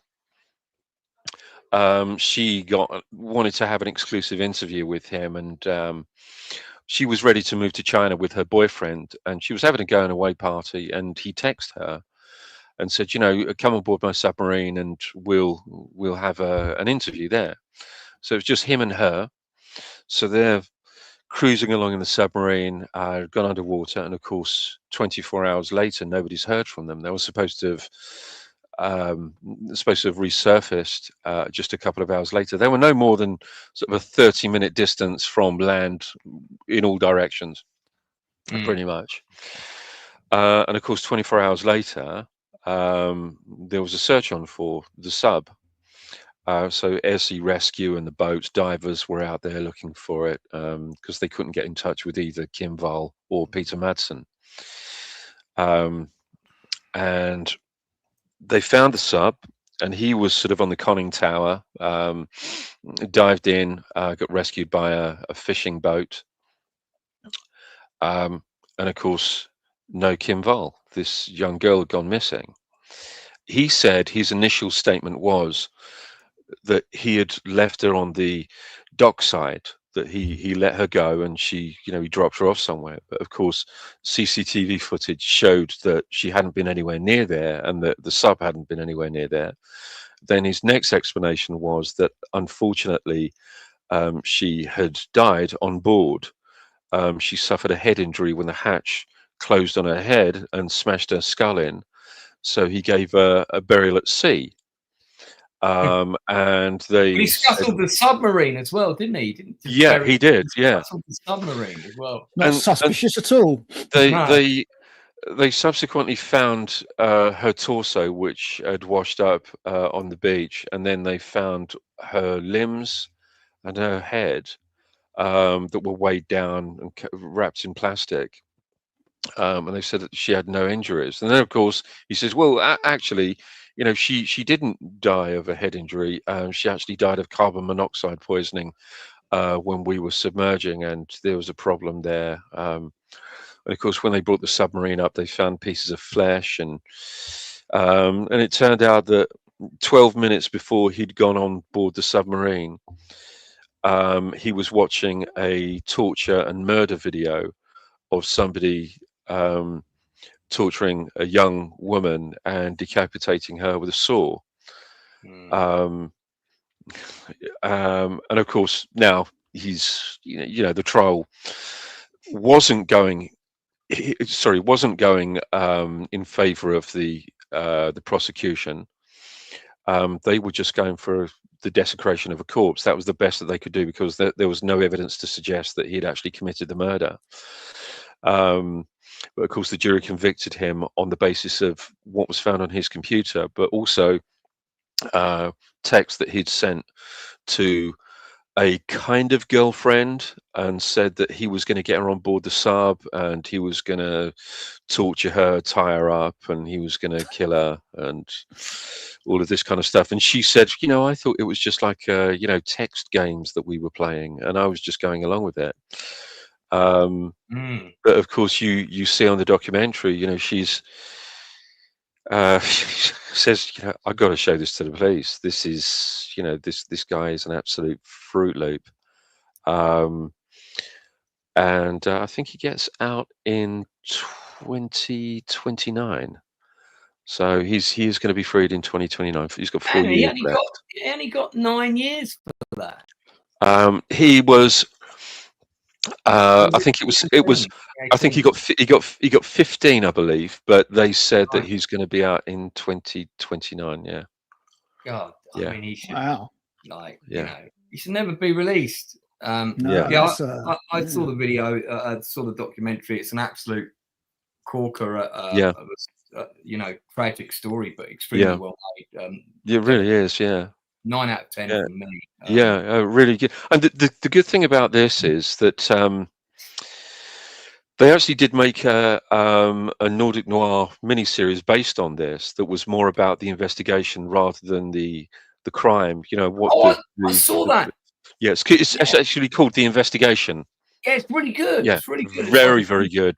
Very, very, very good. Series. It's really good. Yeah, excellent. Yeah. Wow. So I mean, definitely would recommend this, and it was a 10 out of 10 for me. Really, I kind of knew about the story, and sort of prompted me to get. The parents have written a book about her, and I'm quite keen to learn a little bit more about her. But the strange thing is about Denmark is it's one of the most peaceful countries in the world. It's I think it's the 4th safest country in the world. Very happy society. And the same with most of the Scandinavian countries as well. You guys can tell it from just hanging out with me here. Yeah, but the thing is that they have this sort of Nordic noir tradition of their their TV and their literature, and to be honest with you, I think it's because they're such peaceful countries, because they are such happy countries that the authors and screenwriters, they kind of like to tell these darker, much darker stories. But this is a real exception in Scandinavian and Nordic crime history. It's it's a terrible thing, but an interesting documentary nonetheless. Sounds Darth Wato, Danes I've known are pretty chill. Thanks, Darth. I think you're pretty chill as well, man. I appreciate the compliment there. So yeah, it's a good one. Yeah, I'd give it a 9 out of 10. If you haven't seen it, it's worth watching. The Investigation is definitely worth watching. I think. Where did I see that? Was that on BBC? It was on BBC Two. They had a Nordic Noir season on BBC Two. Right, I don't know if it's still on there, but it has. Yeah, it was on there. It's no longer on the iPlayer, unfortunately. But I think it's on Prime. I think. Okay.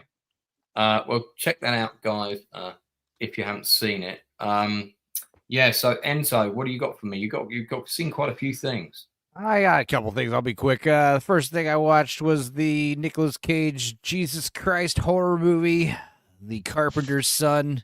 It was actually pretty cool for a little indie flick. It wasn't as good as some of Nick Cage's other horror movies recently, like Color Out of Space or Mandy, but it was it had some creepy moments. It did well with its minimal budget. It was a cool little story about Jesus being a little troubled teenager, kind of living on the run with his father, Joseph.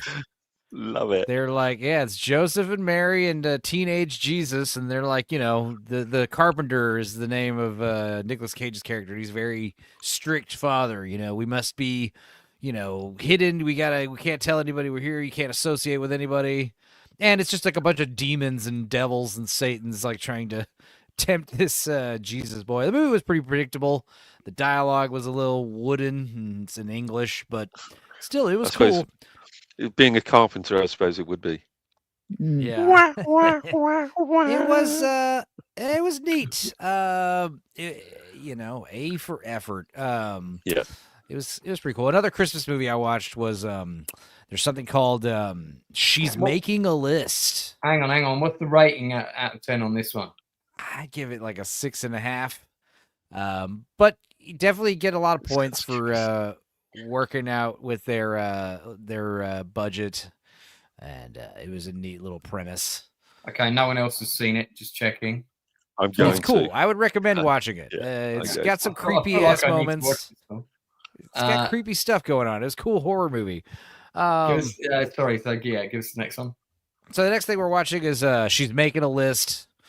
We've been watching. It's Hallmark movie season, so I've been watching a few of them. I knew it. Now, here's the thing: the Hallmark movies, they fall under two categories. I watched Tidings for the Season and Holiday Touchdown and Melt My Heart. These are the movies that are like a romance. There's some kind of two strangers meet and it's Christmas time and they hook up. And then there's the other type of movies, which this one is. And this is like the same thing. It's like a romance comedy meetup, but it's like there's magic involved, like Santa's real. So She's Making a List. Lacey Chabert from Party of Five and Mean Girls. She is Charbet.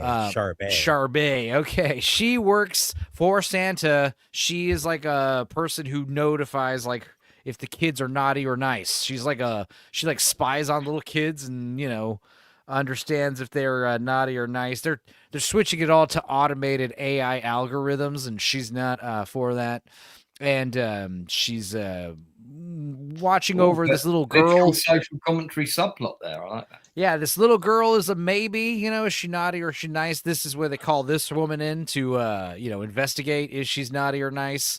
And not only is she nice, but also her widowed father, is also quite nice, and they hit it off. But yes, Santa's real. It was all fun. And what's interesting is Lacey Charbet was in another magical Christmas movie last year called Christmas Quest, where it was like Tomb Raider, but with like a Hallmark Christmas movie. It was pretty weird. She was also in that Hot Frosty movie from Netflix. She was also in something called Unexpected Valentine, and then also Haul Out for the Halloween. So she's been in a bunch of like holiday straight for TV movies. That is so fetch. Right. It was pretty fetch. Honestly, this movie is also like a 5 or a 6. It's harmless. It is kind of funny. But in terms of like other Hallmark movies, like, yeah, it's like an 8 or a 9. It's a pretty good one. It was silly. Like I said, I always preferred like the magic ones, like the Santa Claus from last year. That was one of the best Hallmark movies I've ever seen. Like, you could have released that in theaters with like a Chris Pratt in it, and it would have made money. Like that was a cool movie. What was it? Even better than Jack Frosty or whatever the name yes. was. Yeah. In case you don't remember, the Santa Claus, I talked about it last year. That's the one where there's a school for mall Santas, and they encounter the real Santa in the woods with amnesia from a crashing the sled. So they think he's just one of the students, and he just, he's literally Santa. It was weird. It was funny. So yeah, like I said, there was the glass blowing one from this year, and the touchdown one, and the newscaster one from this year. There was one I watched called The More the Merrier. It's 3 pregnant women in a hospital in a snowstorm, and they're all going to have babies on Christmas Day. Those are fine. But like I said, the magic ones where there's like Santas and magic wishes and all that kind of crap, that stuff's great. I love it. Okay. Anything else? Well, I mean, yeah, there was some other stuff I watched. Like I did finish All's Fair. That was amazingly awful. There's something called Lesbian Space Princess, an Australian cartoon. It was terrible. Christie was okay, and Keeper, not great. It was creepy, and it looked cool, but it was just weird. Oh, that's the Osgood Perkins one, isn't it? That's a shame. I was looking forward to that. I liked The Monkey, and I liked Long Legs. I liked this one less than those, but I don't think he wrote it is a big part of it. Right, okay. What was the name of that one, sorry? The Keeper. And that was the one with She-Hulk. And yeah, I was disappointed by that one, but it is creepy for real. Like it looks cool, but the actual what it's about is a big WTF. And Tatiana I think Maslany that's is her name, by the way. right. Yeah. I think that's all I watched that I can report on. But is the Keeper worth seeing? if you're into cool cinematography and freaky imagery, but as far that's what as I really liked I mean, about Longlegs was the cinematography that was used. the story's sense of pretty tension weird. was very good. The story's pretty weird. I don't know. You might like it. I'll give it a go. maybe It was on my list, but I've not made it to the cinema much recently. So I kind of want to watch it again before I give you like a actual assessment on it because I don't even know what the hell it was. Like what was Keeper? I mean, it's one of those movies. Keep in mind, I just watched it this morning too. it so did I'm look still messed kinda up from the processing trailer. it. So yeah, cool. Yeah, no, I'm still gonna check it out at some point. I'll let you guys know. Yeah. Okay. All right. Rating out of 10 for the Keeper. It's another 6.5, maybe a 7. 6.5. Okay. All right. Fair enough. Al, you got a recommendation for us? I've got 2 films for you. One is going to be a recommendation. Another one is going to be a warning. How many people here saw Troll? I saw. I did. I did. Now, I watched well, it. hold on. There's more than one Troll film. There's the original Troll. Oh, Troll. Oh, we're definitely not talking about that one. We're talking about the newer the Norwegian Netflix ones. giant troll movie. Yeah. You're talking about the Norwegian one that was kind of shot like a Kaiju. Troll Kaiju Hunter. Troll Hunter. No, not Troll Hunter. That was different. This is just Troll. Right. It's a straight up kaiju film. All right. Um, Oh, okay. Yeah, so this is the one that came out in 2022. Correct. Yes, and I watched it, and I felt it offered something a little bit different, and I enjoyed it for what it was. Some of the characterizations were outside of what you would get in the normal Hollywood, but it's definitely had influence from that. I did see this one. Yeah, Troll and 2 yeah, I thought it was. two I of thought it was them okay. fighting, right? There's 2 trolls now. Is that what's Yes. going on? Yes. Troll 2 is absolutely bloody awful. Right. Okay. It's a terrible film. It's because you have this cool like little foreign movie, and then Netflix options it, right? And then puts exactly it on the platform. that. Yeah, And then they pay for the next one, and then they just shit. They've got to bed. say, and it's been westernized to hell. It's like a Right. mix of the first Transformers film, because basically what it is they find a troll, or they've had a troll for like a long time underground in a hangar military facility that looks exactly like the one out Transformers. The character even says, "I call it Megatroll." Megatroll. And I was just like, what? It's just so diabolical in terms of. It's terrible. And then the who woman wants to see accidentally this? wakes it up by singing to it, and then another woman lets it go by not wanting to kill it. Those 2 women will face no accountability throughout the entire film and all the people they kill. Well, obviously. And the actual kaiju on kaiju action is about 8 minutes in total of fighting. Is there a comical scene where one of the trolls gets an erection? Do we get that scene? No, there is not. Their junk is firmly heading underneath those fur patches, I'm afraid. I feel those fur patches are, if it was all in proportion, I just feel the fur patches are not significant enough. That's why they're so angry all the time. Ah, It's right, just okay. So it's feelings of inadequacy. subtext. Yeah, it's you get this stuff coming out of micropenis. nowhere. Like she's like, "Oh, I found the son of the Mountain King, and he's going to help." I'm just like, it's just the first one had some stuff, and I was like, you know what? I like the first one. It's a solid sort of 7.5 out of 10. It did something different. This one, that bit there is like something straight out of what is it? National Treasure, where they go to a tomb and they find a puzzle and everything. I'm like, what the hell are you doing? The guy on the right-hand side is a complete moron, because of course he is. You can tell all 4 of these actors are thinking, I am getting paid something for this. Yeah, yes. That's what they're thinking. Yeah, it was bad. It was really, really bad. There's no characterization. There's no stakes. There's not really any kind of fun side around it. Josh Plato says for $2, I went to school with that guy, and I think he means the one on the right. Yeah. So, yeah. I think my beard's proportionately about as long as the guy on the right, but yeah, I mean, it's bad. Unfortunately, I was really hoping it might be quite good, but it's just been corrupted. I suppose is the way I would put it. There's just too much Western kind of influence in it. It's Netflix have got their teeth into it. The writing now makes absolutely no sense, and sadly, it is not. It sounds like there was probably room for even a semi-decent sequel from the original. Oh, absolutely! I was just saying the first one was like, I enjoyed what it was. It was like a Godzilla film with a little bit of tragedy to it, and you had these interesting, because obviously you've got the Norwegian mythology regarding trolls and Jotunheim and all that kind of stuff, which can be quite interesting. But unfortunately, this one's just really dumb and really badly written. And actually, some of the acting is awful as well. It feels like horrible.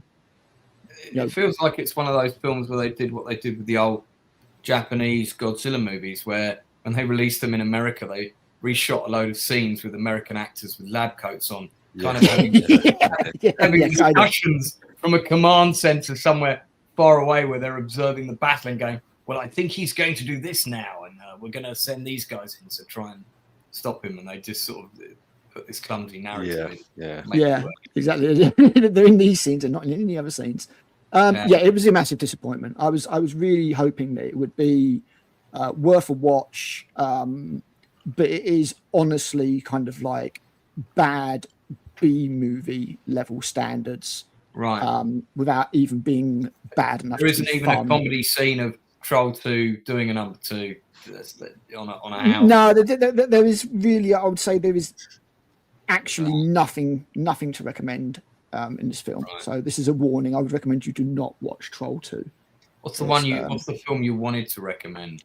The film I wanted to recommend, guys, is, believe it or not, another Asian zombie film. Well, I do believe it. What's it called? It's called Zaim. Zaim. Okay. Zain.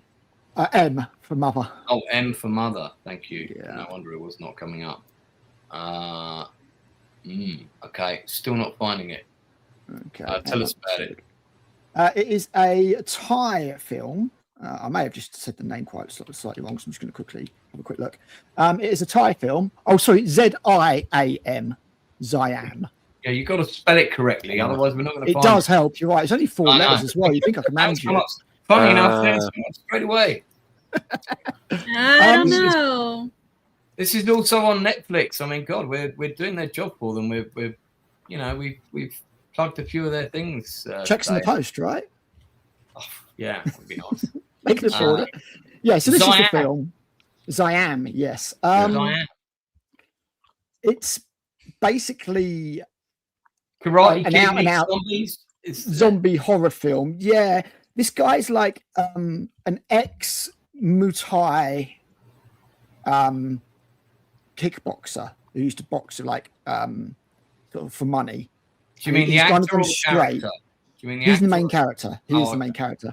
And it's very weird because it's kind of set in an almost kind of post-apocalyptic thing where there's a great big food shortage and things aren't very nice. And you're like, oh, this is the zombie thing they're talking about. And then you realize it's not about the zombie thing. And basically what this is whereas last time round it was like a youth elixir that turned somebody into a zombie, in this one it's fish. So there's this rich guy who's like, because there's a food shortage, he's like, I've solved this. I've got fish, and it's clean fish. It's not like radioactive or anything like that. But the problem is eating it does turn you into a zombie. So what happens is there's a zombie outbreak in the hospital, and it's all like nearly the entire film is set in a hospital. And people turn into zombies and then start murdering people. It's quite straightforward. And the hero uses his kickboxing powers and some other powers to fight back. But then there's like a corporate death squad team that are going in to rescue the rich guy and his wife that they have to tangle with. And yeah, it's a bit of fun, to be honest. It does actually look quite good fun. Yeah, it was good fun. It's gruesome. It's, maybe punching zombies with your fist isn't the best idea in the world. You've got this somewhat annoying child that adds another dynamic to the, they've got to be kept safe. What I would say about this film is, by and large, it is more, there weren't as many surprises as it was in the Indonesian film for me. Whereas in the Indonesian film, there's like no plot armor, everything was on the table kind of thing for deaths and stuff. This goes more or less the way you expect it to. But yeah, I had a good little bit of fun watching this. It's one that I'd be happy to recommend, especially if you like this kind of thing. Is it a short film or does it last long time? It'll have you a long time. There's also something I was going to say. In the first film that we watched, the first zombie film, which was The Elixir, there's this thing where when it rains, the zombies get distracted by the rain. Yeah. Without too many spoilers, and you can kind of almost see it here, water in this does something very different to the zombies, and that was the one thing that I really didn't expect. It starts going a little bit Lovecraftian all of a sudden, but yeah, it's worth watching. It's well made. Good. Sounds good. It's got the external shots have got that kind of heavily filtered CGI look, but for the most part, it is just makeup and martial arts and running about. So yeah, I had fun with this. It was a fine watch, especially after Troll 2. Rating out of 10 for this? I will give this a 7 out of 10. I think I gave you Elixir an 8. And Troll 2 is 2? Yeah, it's like I'll give it a 3. Okay. I really was disappointed. Yeah. So yeah, that's my Asian zombie film of the week. Tune in next week for another one if I can find one. Good picks. Tox, you got a couple of things you wanna talk about? Yeah, I don't want to go too in depth because, as you just pointed out, we've been promoting the shit out of Netflix, and I don't want to help them any more than we already are. But and also I'm going to do my own video on this and talk about it on Thursday. So I just want to briefly just say that I don't like the format of it, and it definitely has its flaws, but I am enjoying Stranger Things, the latest season. I'm not sure. Ooh. I know the Drinker and his panel have lambasted it. I know Northern English Bastard did a video on it. I basically,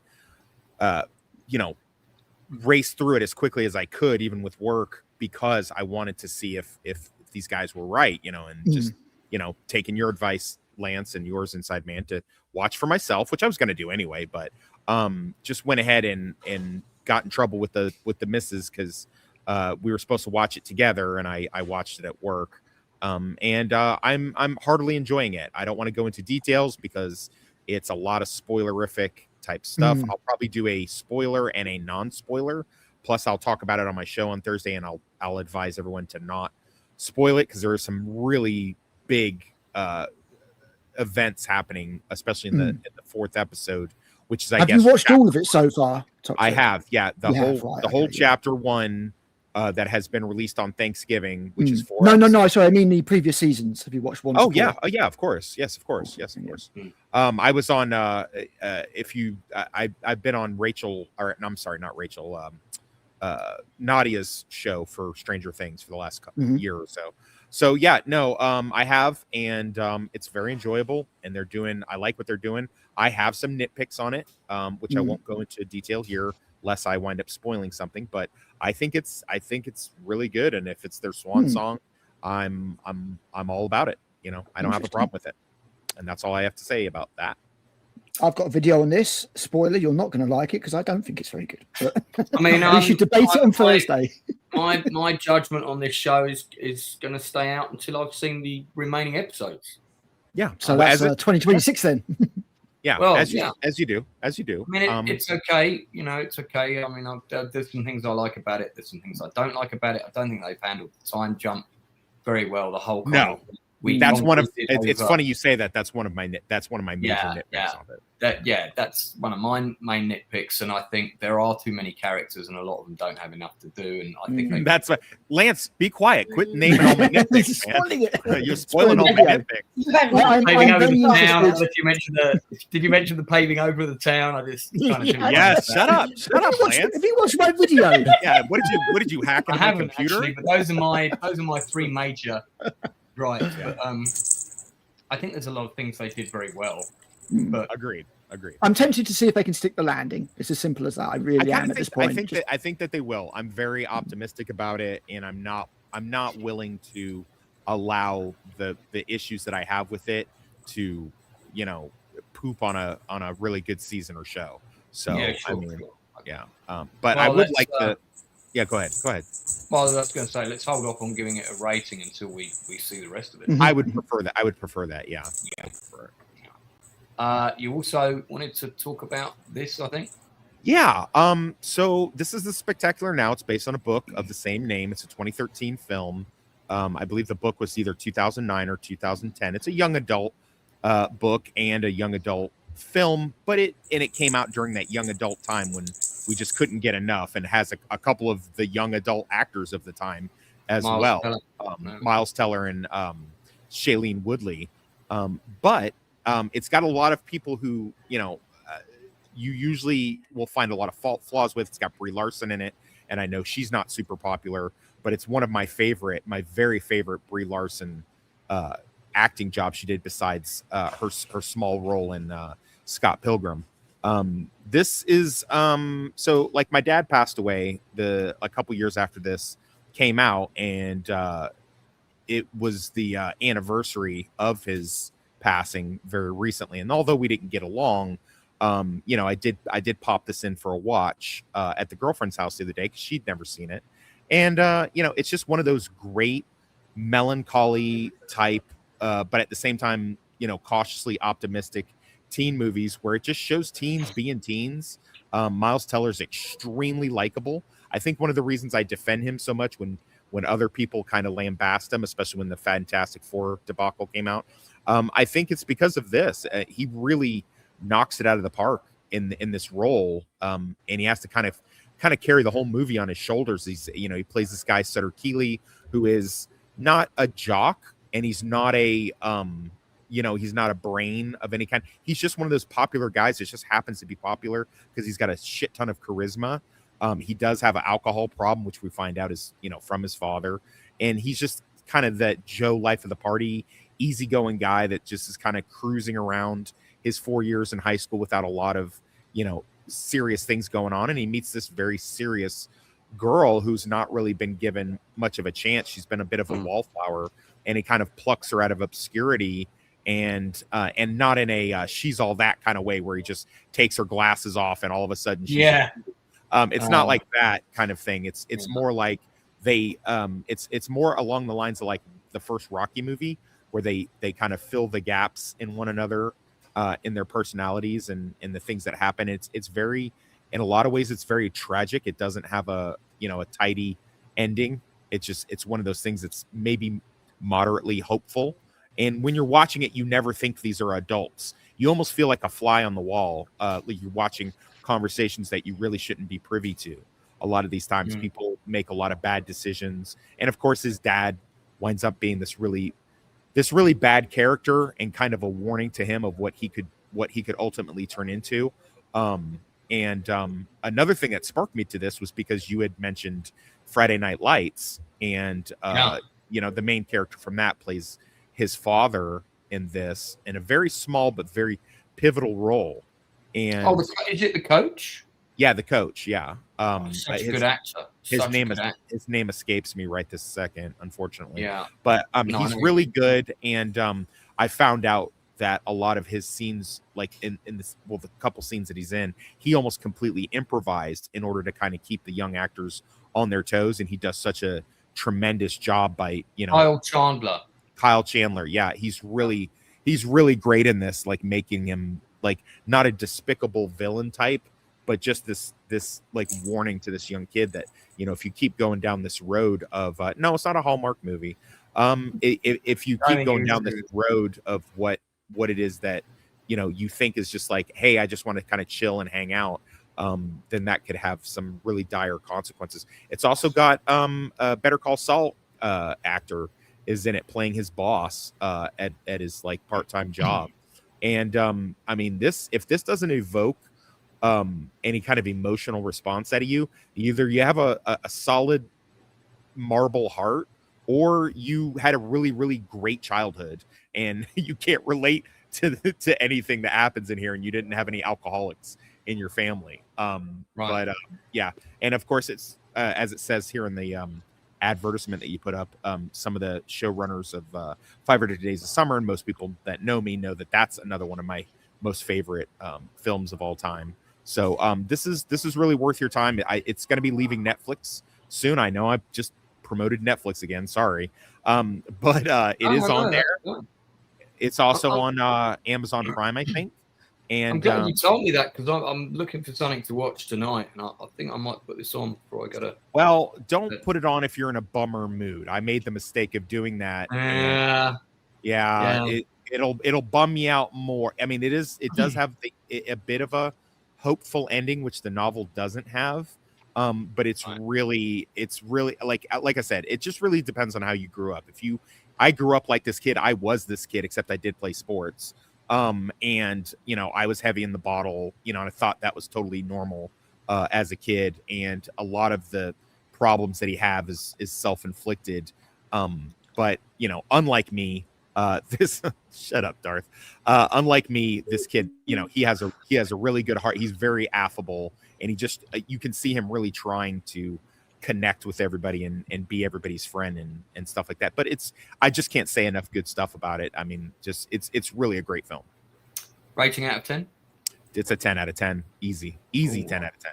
Easy. Has anyone else seen this from 2013? No, I haven't. No. Rebel? No one. Enzo? No. Enzo? Popped out for Kentucky. No. What? Is it a Hallmark film? No. Okay. All right. I mean, no. Okay, fair enough. Well, I will watch it at some point. Maybe not tonight then if it's a bit depressing. Because I need something with a bit more levity. I mean, it's not Fault in Our Stars depressing. It's not that. It's just like I said, if you had a rough go of it as a teenager and some of those wounds haven't quite healed, maybe your shit with your dad wasn't great. It's not a great movie to watch because you're going to be in your feelings and you're going to wind up sitting out on the porch in the cold playing with your French bulldog while your girlfriend's asking you what the fuck's wrong. Should I call the VA hotline? And hiding all the firearms in the house and stuff like that. Right. Or so I've heard. Right. Yeah. Fair enough. Well, yeah. I mean, check it out if you can. It's on Netflix or Amazon, depending on where your allegiances lie. And we might end up with just the two of them. It's not impossible. For those people just tuning in, if you want to check out what we thought about all that, we discussed it earlier in the episode. Sounds like a movie about a couple who misplaced their phones. So all right. Rebel Rose, you got anything for us? I've just been like I said, I've been revisiting stuff more than anything. Like I watched can be an oldie. You want to recommend an oldie, that's fine. Well, if anybody wants something just light to sit back and enjoy a few hours, just watch The Vicar of Dibley over again if you've seen it already, or if you've never seen it, you need to get on that. That is a great, fun little series. It'll make you laugh. How did you? It might make you cry a little bit. How did you come to watch it? Oh, I saw it years ago, back when PBS actually had their Saturday night British TV spot. And, I finally got BritBox back, and there it was. I was like, you know what? I'm going to watch all of it this time. And I didn't realize that I spent all day watching it until it ended. And I was like, oh, well, that's the last episode. What time is it? And you're like, oh, I've got to go to bed now. It's 2 a.m. Well, how did I get here? But I love her. She's absolutely hilarious, and that's the kind of humor that I like. I don't particularly like American comedies. This is what I enjoy. This is my kind of comedy. It is a fun show. James Fleet, who many people will remember, was in Four Weddings and a Funeral, kind of played Hugh Grant's friend, and they've got that wonderful scene where they're talking by the river, which is the most moving scene in the film, in my opinion. Mm-hmm. He's on the bottom right here, I mean, it's a good show. There was talk of reviving it for at least a Christmas special or two. but sadly, one of the actress on the right, she sadly passed away at the age I am now. And Dawn French said that she didn't want to do it without her. So, and they kind of, I think their relationship in it, their sort of back and forth banter was quite important for the show. So I don't think it would have worked without her, to be honest. It wouldn't. No, but it's a great show. Oh, it really is. And, you know, a little bit of romance in there. Geraldine's endless pursuit of a man in her life, you know, just, God. And her dreams of Sean Bean, that I identify with Geraldine. God, man, isn't that Clive Mantle who played? Yes, it is. I was just going to mention it. Yeah, it was Clive Mantle. Yeah. He played Little John in Robin of Sherwood, right? Yeah. Yeah, and also, also in, Alien 3. What else was he? Oh, he was in Casualty. He also played. He played Frankenstein's monster in a series of commercials over here. I think he was one of the Round Table guys in First Night as well, wasn't he? With Sean Connery, was he one of them?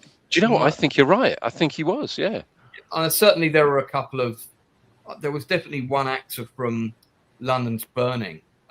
That was on that round table, I remember. So maybe I'm getting him mixed up with Clive Mantle, but sort of similar acting pedigree. I like Clive Mantle. Lovely actor. Is he still around? I can't remember if he's. Yes, he is. Yeah. He also did, I think, a couple of episodes of a bit of Fry and Laurie as well. I think he was in a couple of episodes of that, which is also worth seeing. Yeah, Vicar of Dibley is a great show. If you can catch it on one of the British channels, or do watch the Christmas specials as well, because of course they're very good. Perfect time that they are fun, and you can watch one of them without. You don't have to do a Rebel Rose and commit to the whole thing in one day, but you can watch a Christmas special and not see the rest of the show, and you'll get it pretty quickly. Good recommendation. Overall, what would you give this show out of 10 on the Nielsen rating? Oh, I'd give it a 9 out of 10. I can't give it a perfect score, but I give it a 9 out of 10. It's just a great show. Just slow down, have some fun, have some laughs, and enjoy British humor. Fantastic. Well, we have got. We're actually back on tomorrow. At 8 o'clock, we've got Chew the Fat. It might be the last Chew the Fat for 2025. But we're discussing that show, which Al is going to pronounce for me again. Aurelius, that's the one. Yes. We are doing a special discussion on the Polish drama show Aurelius tomorrow night. I think it's a 6-parter.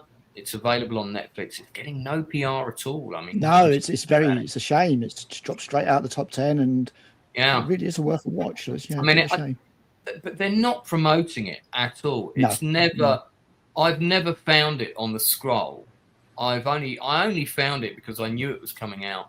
Because I keep my eye out for these things. It's not even got any kind of social media presence at all. No. Like, not even the bots are posting about it, which is. I mean, because crazy. It's Polish, I'm wondering if Putin is behind this. Somehow he's manipulating things behind the scenes, and he's giving this Polish drama series no air. Keeping it all quiet. Well, I feel Russian conspiracy. I'd imagine he's probably pretty busy with his war and stuff right now than movies and TV shows. This is all part of it. This is all part of it, Toxic. Make sure this Polish show doesn't get any, publicity or airtime. Weaken the Polish morale. Yeah, that's it. And then when he invades Poland, we all just go, well, they didn't do anything worthwhile anyway, so who cares? Exactly. Whereas they actually did this brilliant sort of drama series. Yeah, if the world is invested in this show emotionally, I feel they'll be more invested in Polish defence. So you've got to think about the bigger picture, Tox. I'm all about pro-Poland. They're keeping their country nice and they are. Yeah. European Texas. Yeah, I think pretty much everybody who's fighting age in Poland is learning how to use an AK-47 at the moment. Exactly.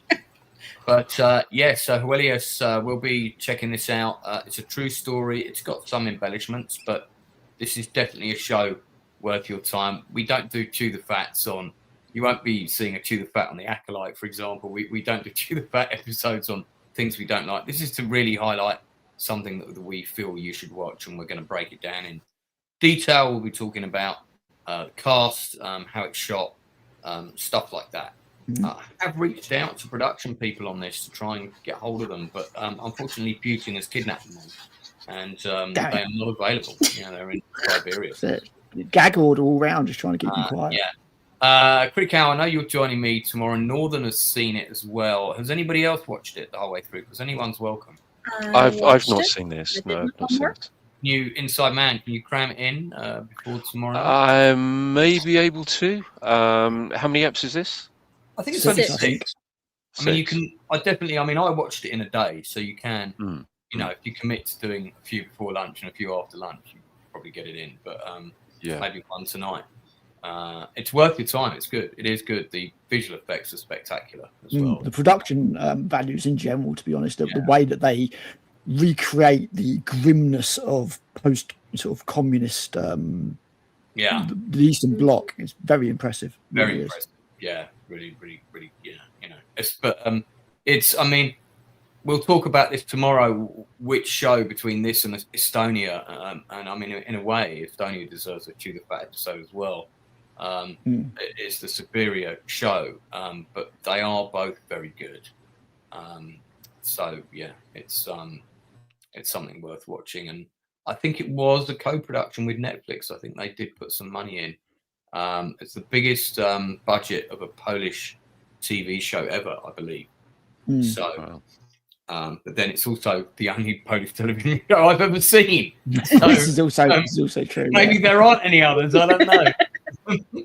But we're going to talk about it tomorrow. It's worth your time. 8:00 tomorrow, UK. That'll be I think that's 3 p.m. East Coast time. Do join us for that. So I think it'll be an interesting discussion. Myself, Critical, perhaps the Inside Man. Rebel Rose, are you going to be on that one? Have you watched the show? Yeah, I watched it. Oh, that's right, you did. Fantastic. Well, we'll see you tomorrow as well. Enzo, what have you got coming up? I'm going to be on Tighten Up Tuesday in about 4 hours on AJ's channel, Abomination AJ, and then tomorrow got a We Watch commentary for Creepshow 2. Nice. Enough said. Enough said. What was your favorite story on Creepshow 2, by the way? So my favorite, I like Creepshow 1 better, but The Raft is the Raft, best story Yeah, brilliant. out of both movies. Great. But honestly, we watched it, and the hitchhiker story at the end is so twisted. I actually love that one. I forgot how it's so. Is that the you want to see something really scary? No, that's the one with the black guy. Thanks for the ride, lady. Yeah. There's a moment where she's driving away. The car's all covered in blood, and she thinks she got away, and then he starts crawling over the hood, and his cardboard sign now says "You killed me," and she lets out like the most like blood-curdling, insane scream. Ah, no! She totally sold it. It was great. No, but I love The Raft. Yeah, it's great. You want that guy Poncho to win to survive, but then he molests that girl on the raft and kind of. It's like screw. Ironically, in the book, it's consensual. Ironically, so. That's surprising. Nice. In fact, he's like, no, we got to be on our guard, and she's like, no, I need you to warm me up, and that kind of thing. Right. Weird. I've never read the book, so. Stephen King. It's a Stephen King short story. Right. Okay. Fair enough. Toxic, you got anything coming up? Yeah, I'm gonna do a counter video to Northern English's video, in all good, good fun, about Stranger Things and the 4 chapter. I'm gonna do a spoiler version and a non-spoiler version of it, and we'll have Toxic Thursday, this Thursday before open bar. What are your topics going to be, do you think? So, ironically, Stranger Things. We're going to talk about the ongoing Landman and Mayor of Kingstown doing very, very well and cranking up their narrative on each respective show.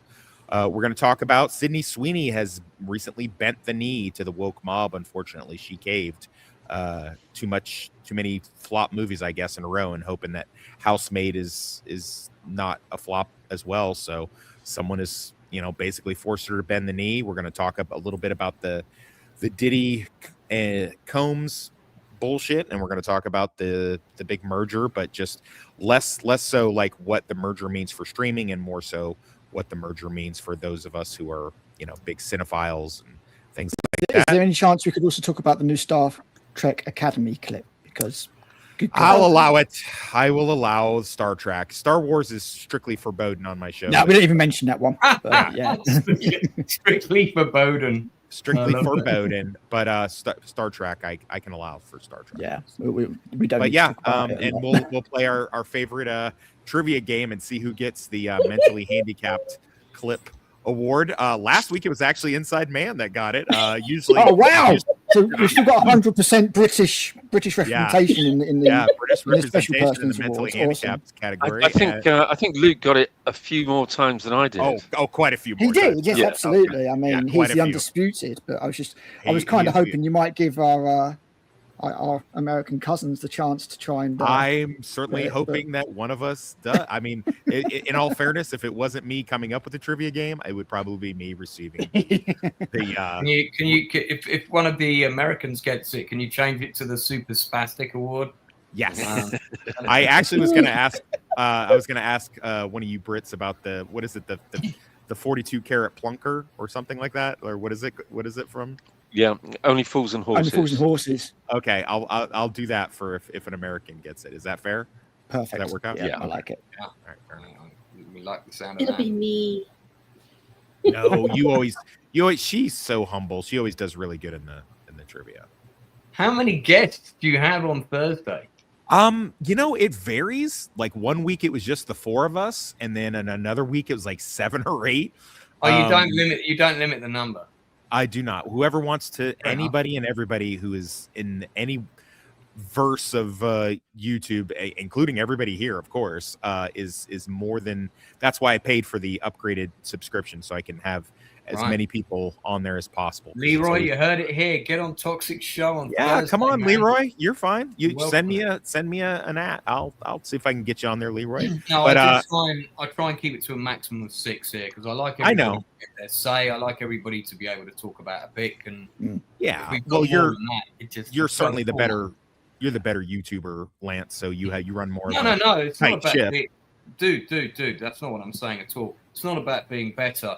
I've got a format that works for that number of people. Yeah, I got you. Number of shots. I think if you've got a quiz that you're doing every week for fun as well, the more the merrier. Probably is a better. That's my main thing. Is just to have as much. We just try to have as much fun as possible. And it invariably turns into a shit show, which makes it even more fun. It does. Yeah.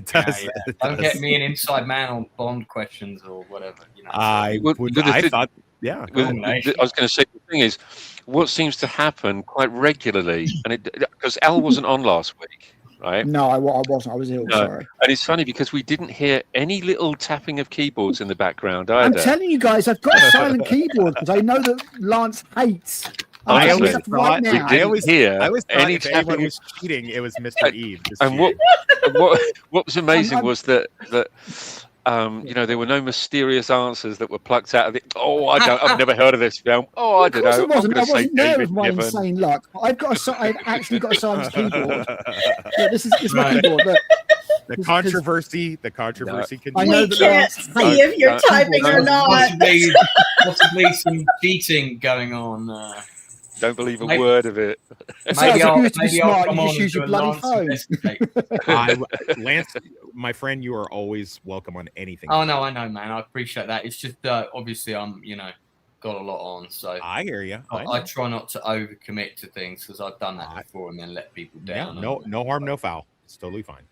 So we are going to make 140 industry interviews this year. 139 is tomorrow with writer and novelist Brian Jones, who's got his first book out, Post-Apocalyptic Story. I'm going to let him talk all about it tomorrow. Please do try and check it out. Now, it's not clashing with you, Tox, because I always go out of my way not to clash with my regular collaborators. I appreciate it. It's on at 10 to 12, so 10 to midnight my time. So I'm pretty sure you'll be off the air by then.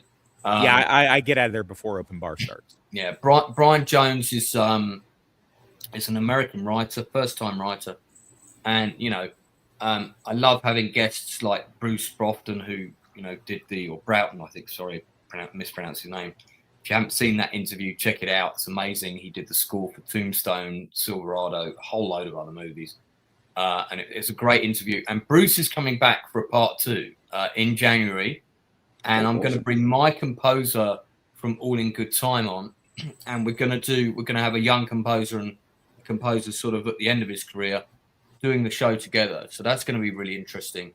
Brian Jones, who's coming on tomorrow, is a first-time writer, and I hope down the road at some point I'll be able to get a heavyweight writer and bring them on, and maybe have a couple of young writers come on and be able to ask them questions. But that interview is going to be happening in January. My big interview at the end of 2025 is Mauler's coming on.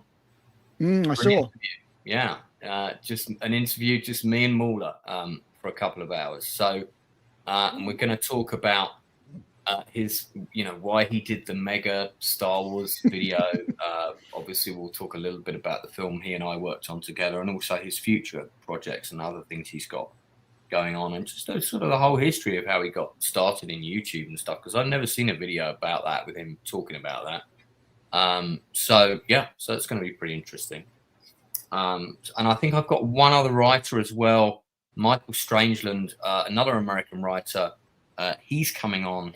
So actually, we might get up to 141 interviews before the end of the year. Yeah, Michael Strangeland's coming on just before Christmas, I think.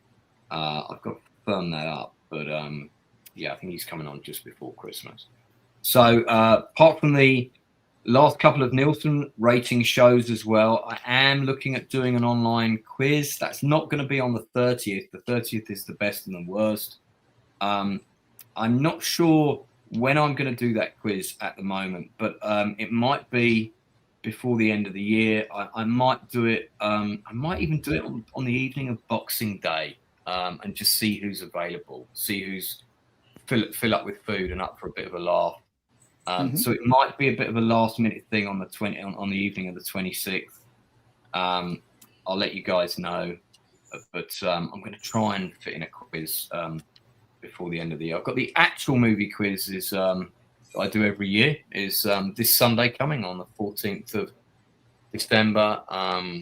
So I've got no idea who's turning up. It's all a bit mad.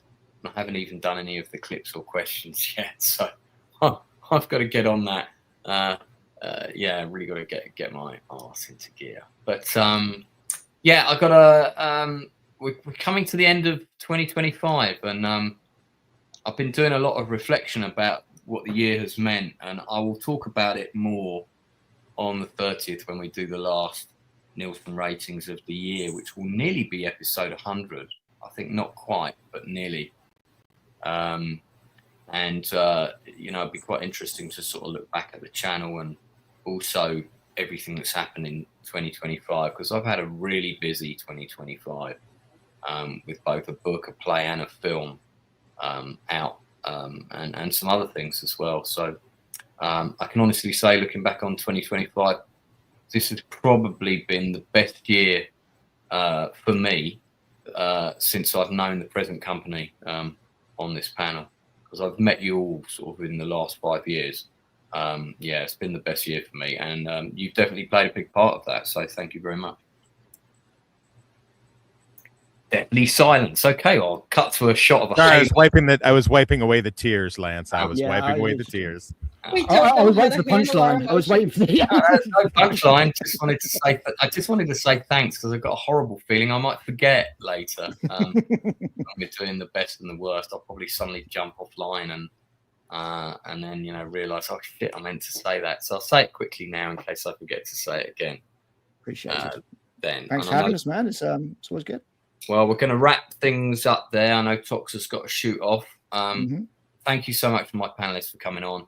Always such a great bunch of people. Always interesting choices, especially Stupenzo with his never-ending Hallmark suggestions. More of those next week. And on next Nielsen ratings, let's make it a Christmas-themed one. If people could pick one of their favourite must-watches Christmas movies, that'd be great. And obviously there'll be a lot of discussion about Die Hard and Muppet Christmas Carol, but let's see what else we can come up with apart from those next week. Thanks to all the people watching, and comments and stuff. You've been great. Several of my regulars sticking with the channel till the end. I really appreciate you guys. We see you there. We see you. And Leroy, we'll get you on. We'll get you on the 30th, mate. So we'll have you on for the best and the worst at the end of the year. Please, no Die Hard. We know it's your favourite film. Favourite Christmas film, no less. Indeed, it is a Christmas film. Exactly. With that.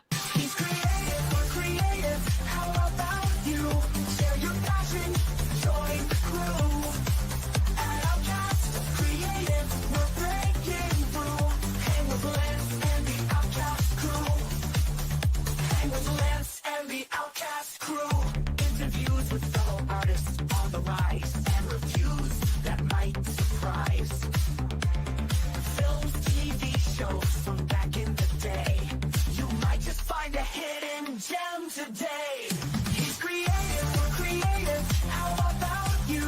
Share your passion, join the crew. At Outcast, creative, we're breaking through. Hang with Lance